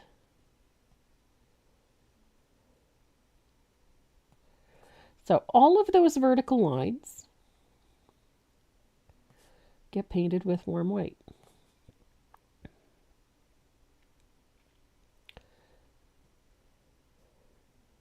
So they square off. There we go.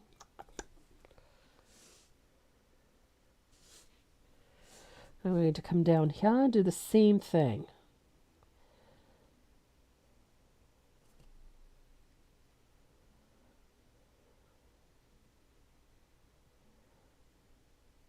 Now they do not have to be fully opaque.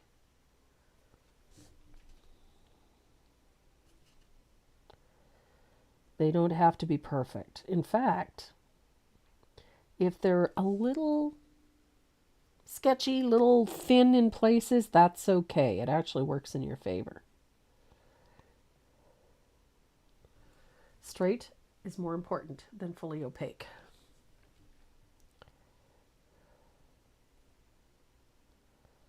Here we go.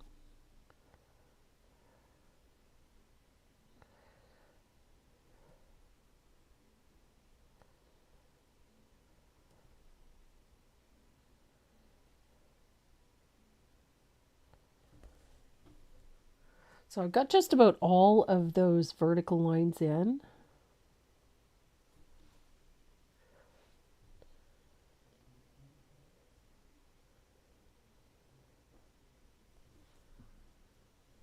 That number 2 rigger is just the answer because you can push it down and fill a space quite easily.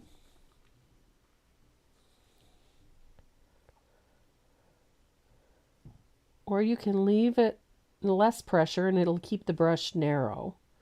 But if you want nice straight lines, it makes it so much easier. Look, I can press down till it fills that space, 1/4 inch, and then come back right up onto the chisel edge. Look at that, nice and straight.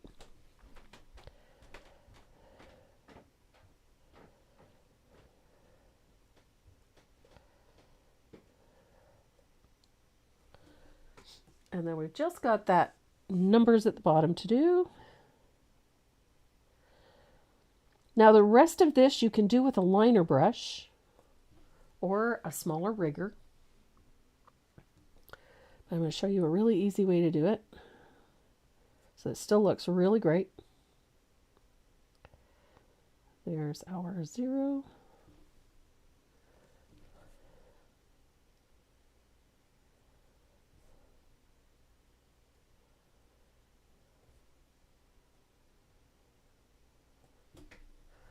And we got that S over here.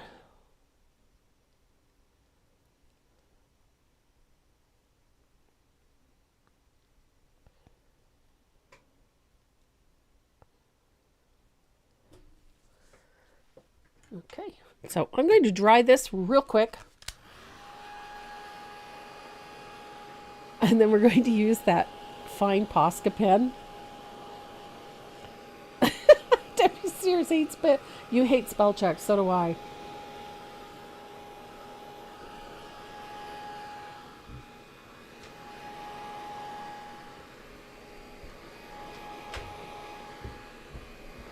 Just to make sure this is good and dry. And I got my white Posca pen this time.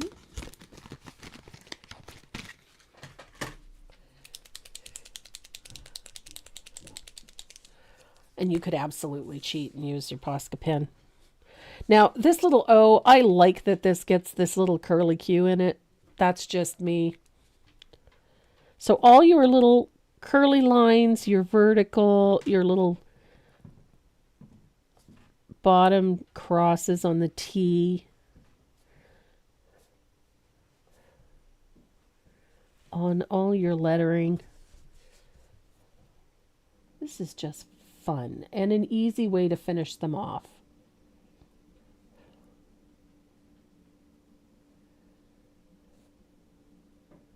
Old time.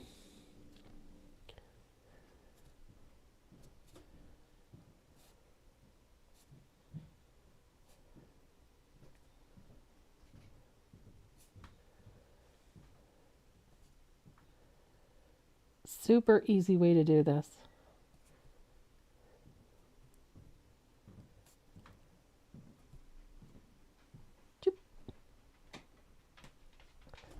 Posca pens are awesome.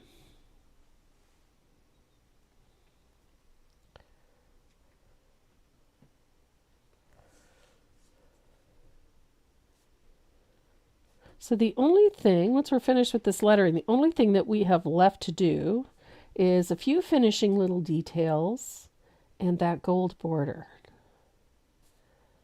which is going to be so easy because I'm going to show you an easy way to do it.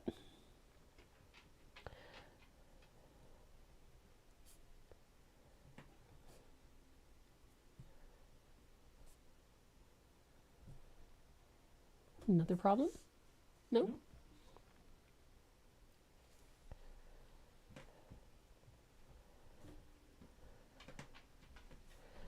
I like my Posca pens. Now, because the O up there had that little curly Q, I'm put one on my 0. So, I mean, how simple is that? It's a great way to finish things off. It's super easy. And it's still acrylic paint. So I'm going to dry this really quick. And then we're going to work on the border and a few little finishing details.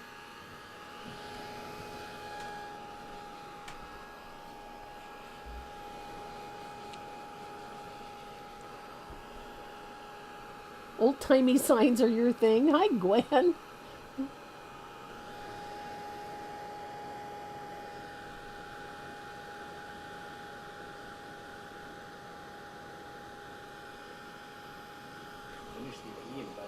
Oh, right there. It just needs a little bit of black. Yeah. I didn't put the shadow on it. I will grab my pen. Just so that it shows up because there's a little shadow underneath it there. There we go.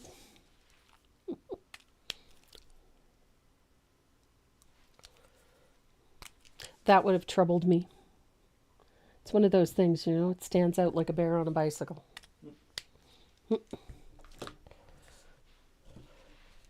So, we're going to put some finishing details on this lettering, and then we'll do that border.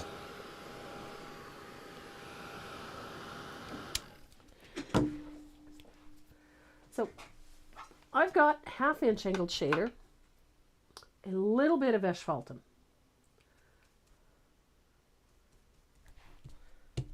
Just making sure everything's dry. And we're going to put a float of asphaltum on the bottom of each letter, come about halfway up.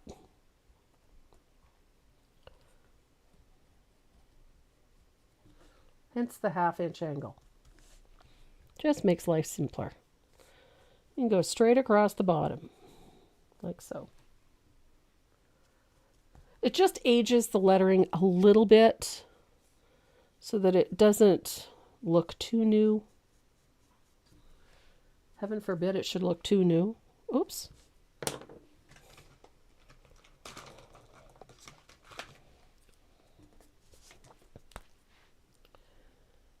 I forgot that. There we go.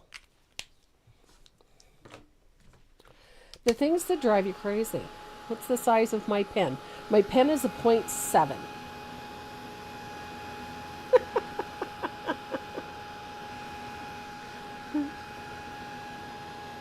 And yes, that would drive me nuts. There we go.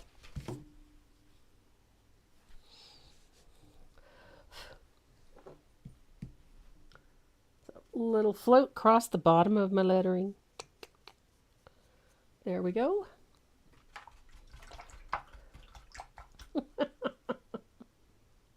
You're very welcome, Carla. So,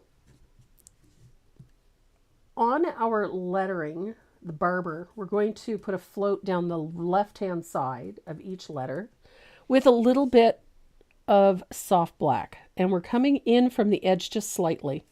I want to leave a little sliver of red showing. Just a little. And I'm going to do that to each letter. It is not a perfect float. Don't panic if it isn't. Just like that.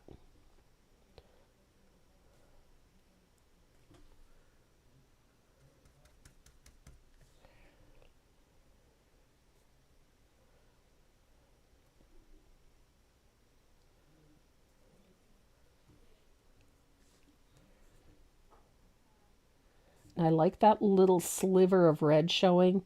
It just keeps the lettering from getting a little heavy. That's all. There we go.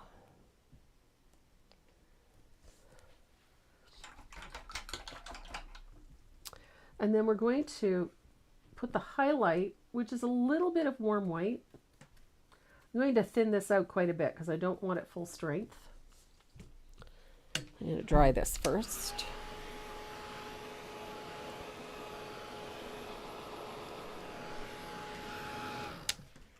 Sorry, it's not warm white. The dry brush is the warm white. We're going to use a little bit of tea berry. I got ahead of myself, is what I did. So I really like tea berry for this. I'm going to use just a little bit of tea berry on the angled shader. Thin it out, a little bit of water in the brush, a little bit of glaze. And this is our highlight color. We're just going to put a little float on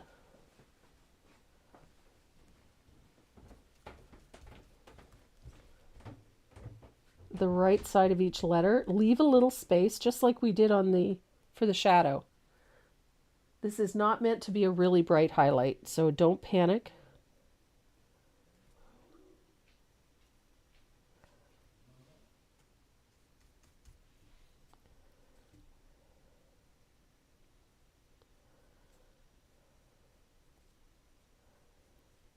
Little float. Tea berry is a great color for highlighting reds. It's a little on the bright side. I love this, but it tones really nicely when you put it over top of red. It's not a super opaque color, so it gives you a nice highlight without being garish. A little highlight.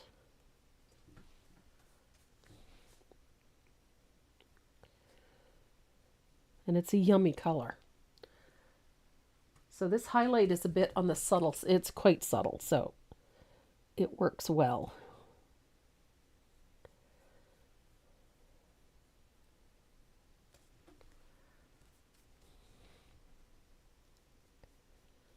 There we go.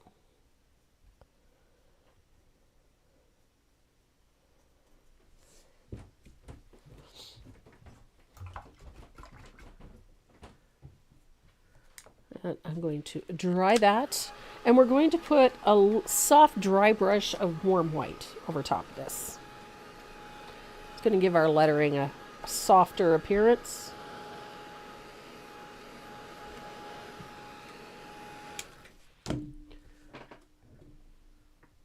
I have a knack for losing this dry brush today.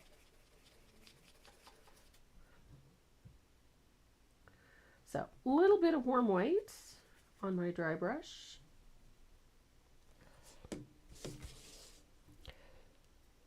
Oh, I think my dry brush got wet. There it is. Okay. So on the upper right of each letter, I'm going to use just a soft dry brush of warm white. Doesn't have to be perfect. Here we go. Look at that.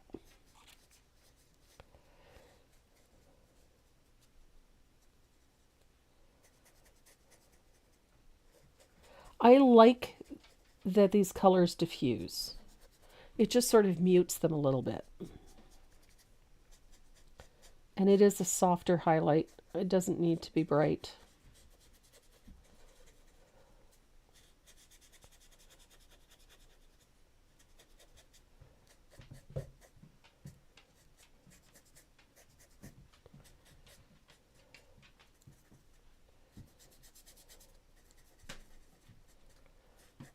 There we go.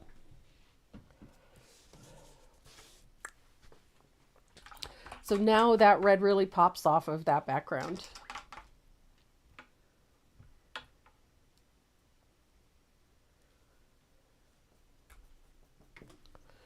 There we go. Now, if you want, you can absolutely put a brighter highlight onto that lettering. You can do that with just a stroke of warm white. I'm going to take a minute to clean this up.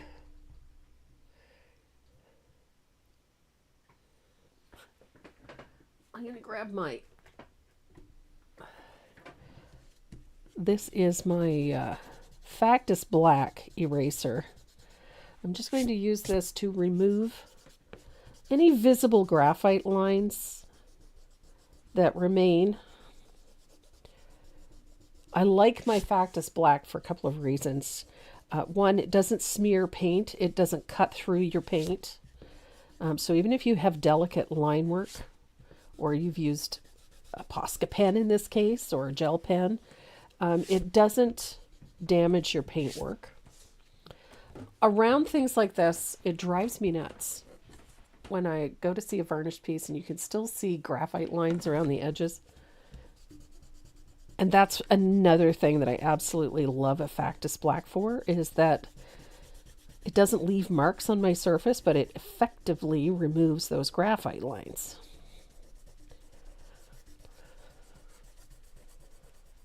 Which makes a big difference to the quality of a finished piece when you don't have graphite lines showing. So there we go. Factus Black. I also love using the Tombow black erasers for the same reason. So I like that I can remove graphite lines without damaging my paint, without smearing fresh paint.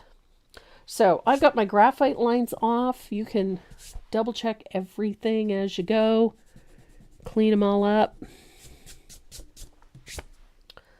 And now the only thing we have left to do is some finishing details and a gold border.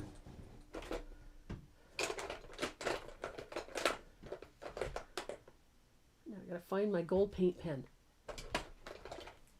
Ta-da! The one I'm using, the Posca does make a gold paint pen. I do know that. I just don't know where mine is. I had one, but I don't know where it is. Sorry. I lied. It's not my Posca one, but it'll do. So when I do gold borders, I like these chrome markers, or I like the Deco Color gold paint pens. That's these ones. These are my two favorites right here, because I like that they both have that real metallic look. They have that chrome look. Is there. So they do really like these two in particular. They vary in price. These ones, the Let's Resin, I really like this one. It gives you a really nice metallic look. And these ones come in a set of 3 for the same price as what you'd pay for one of these. So if you really like the gold, the silver and the copper ones, then you can use them. But either one of these are my favorites. They're interchangeable in my mind. They both work exceptionally well. The Deco Color, you can find them on Amazon. They're easy to find. These ones are also available at Walmart. And the Let's Resin Chrome Marker, you can get these on Amazon as well. They both work very well. This was one of the ones that I found recently. This is a metallic craftwork pen. This is a less expensive version. Quite honestly, I'm not super keen, and I find that the gold is rather greenish looking. It does, however, they are very affordable. You can get them at most dollar stores, but I find the gold looks rather green and not very metallic. So my personal recommendation is either one of these. I'm going to use this one today. So I'll wipe that off. Steel-edged ruler. Whenever you're using a gold paint pen or a metallic paint pen, use a steel-edged ruler that has a cork back, which means it's not sitting flush on the surface. There's a reason for that.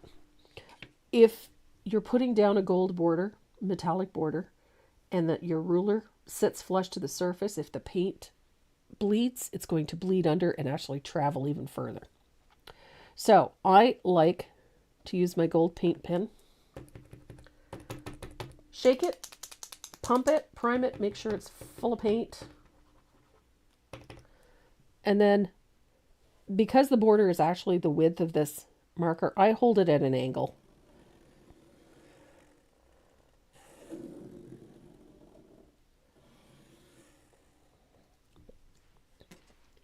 And that way you get a nice straight clean edge. If this was laying flush to the surface, any of the gold paint that typically gets underneath that ruler would be all over your painted piece. You don't want that.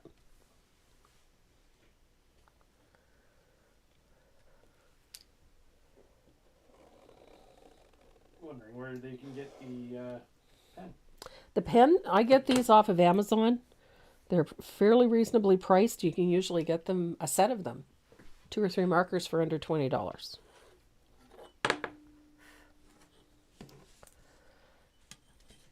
Leave your corner till the end.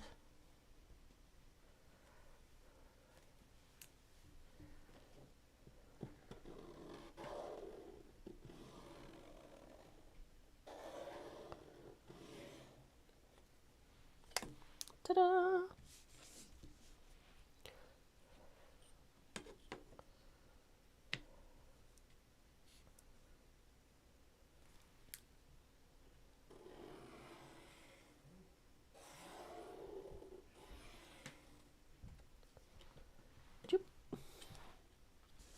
I like the nice straight edges. That's why I like that steel edge ruler.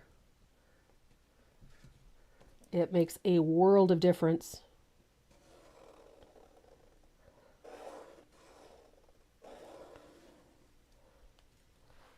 Clean, clean, clean.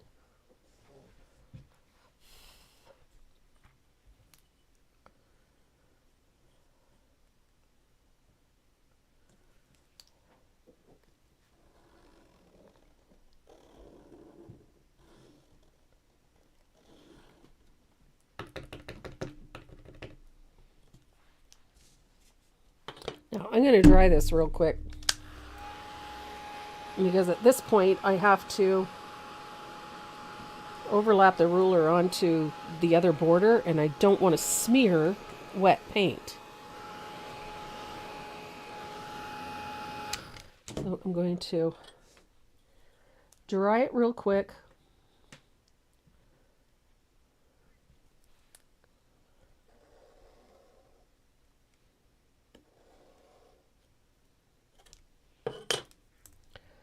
And this is where you get to use your own judgment. In those curved corners is where I freehand, because those are going to be more forgiving.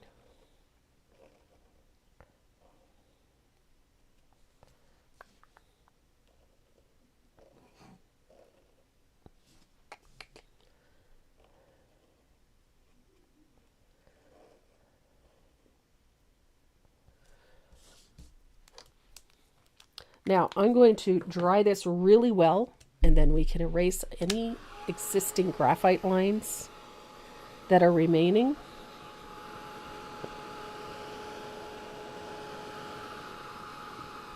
And it's important that you make sure that this metallic is completely dry before you try to erase anything. Otherwise, you're going to end up with smeared gold paint.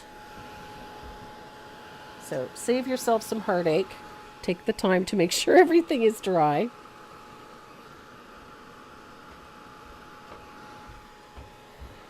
And because this is an oil base, they do take a little bit longer.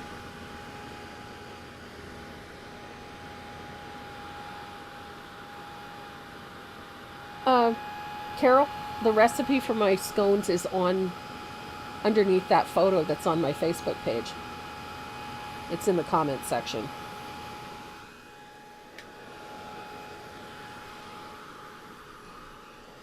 So I'm going to dry that really, really well.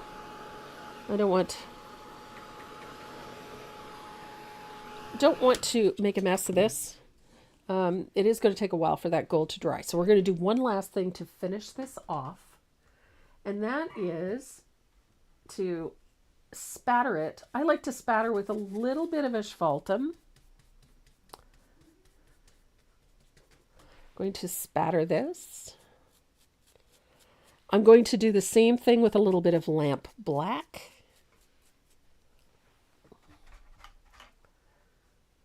Just a little bit of thinned lamp black, just to give it a little extra age. And you can do this as much or as little as you want. I'm a fan, so I like to use my spatter. And then I'm going to do the last little bit with a little bit of warm white.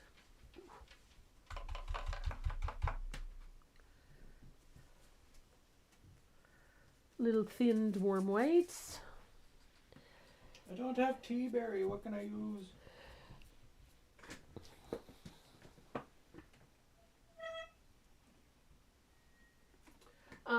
Carousel pink.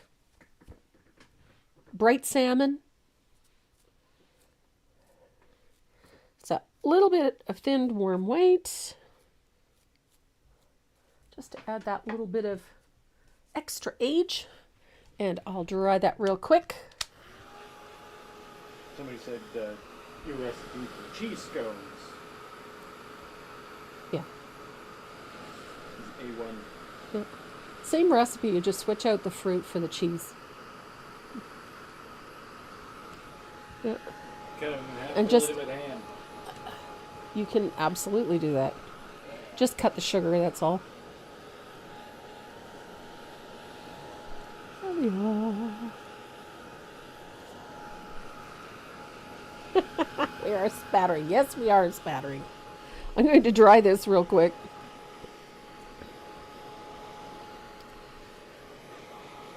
Now, once my gold is completely dry, I'll take the eraser to it and remove those graphite lines that are still showing around the outside edge. There are a few. And I will seal this with 1 or 2 light coats of Decor matte spray before I varnish. Just so that everything is set in there nice and tight. And there you have it. Old Time Barber. I like this one. Shave and a Haircut. It's a fun one. Makes a nice little Father's Day gift. You can just do all sorts of fun things with it. So there you go. You've got a fast and easy Father's Day gift. I really like this. I think it was a fun project to do. And it has lots of interesting little techniques in it that just make for an entertaining way to keep yourself occupied for a little bit. Renee is going to quickly put together the wheel. We have 3 really great giveaways today. Yeah, I see it. I have 3 really great giveaways today. We decided we want to do something special. So we have a Create bag. And we filled it up with some of my favorite Tombow goodies. We've got my favorite professional Tombow professional artists graphite pencils. I love those. They're one of my favorite tools. Plus there is a knock eraser, which I swear by. Love working with that. I've included one of my red gel pens, as well as a couple of other little Tombow goodies in there for you. Plus we have a Dynasty cat's tongue, a 1-inch cat's tongue brush in the water lily. They're absolutely beautiful. If you paint with watercolor, you're going to love this. Plus we have the surface and the pattern plus the stencil for today's project. That is our giveaway for today. We have 3 of those, and Renee is going to spin the wheel shortly once he makes sure everybody's on it. What is that glitch near the scissors handle? I don't know. What's the... Oh, right here. There's a little bit of gold paint that escaped. It is scopied. There it is. Click. And how many names do we have on the wheel today? 212. 212 names. So with a little bit of luck, let's have a look. Sandy Jackson is one of our winners. So just so you know, hop on over to my website at tracymoreau.net. Click on the little speech bubble in the lower right-hand corner of the screen and send us a message with your shipping information, please. Makes my life a whole lot simpler, and it makes it faster for us to get things out to you. And Any prices that are not claimed within 7 days go back in the bin. So if I don't know who to ship it to or where to ship it to. Laura Villegas.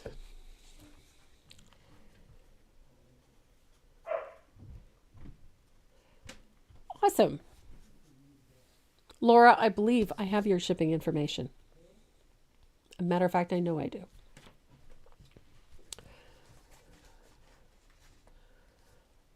And one last one.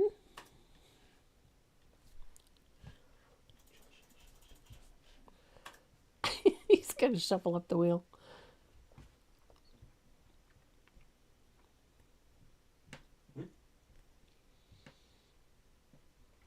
Lori Skiffington.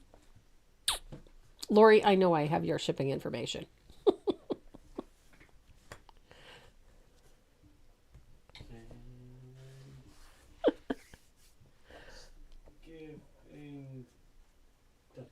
Yep. So there are winners this week: Sandy Jackson, Lori Skiffington, and Laura Villegas. Ladies, thank you. And everybody, thank you so much for joining us as you do every Saturday. We appreciate you so much. I'm glad to have you come and play in my sandbox every weekend. It just gives me something to do of a Saturday.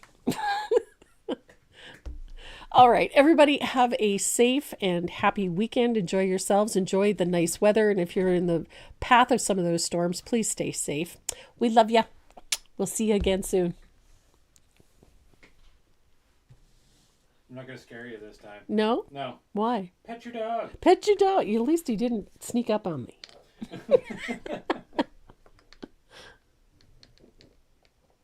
You have the buttons. I have the buttons.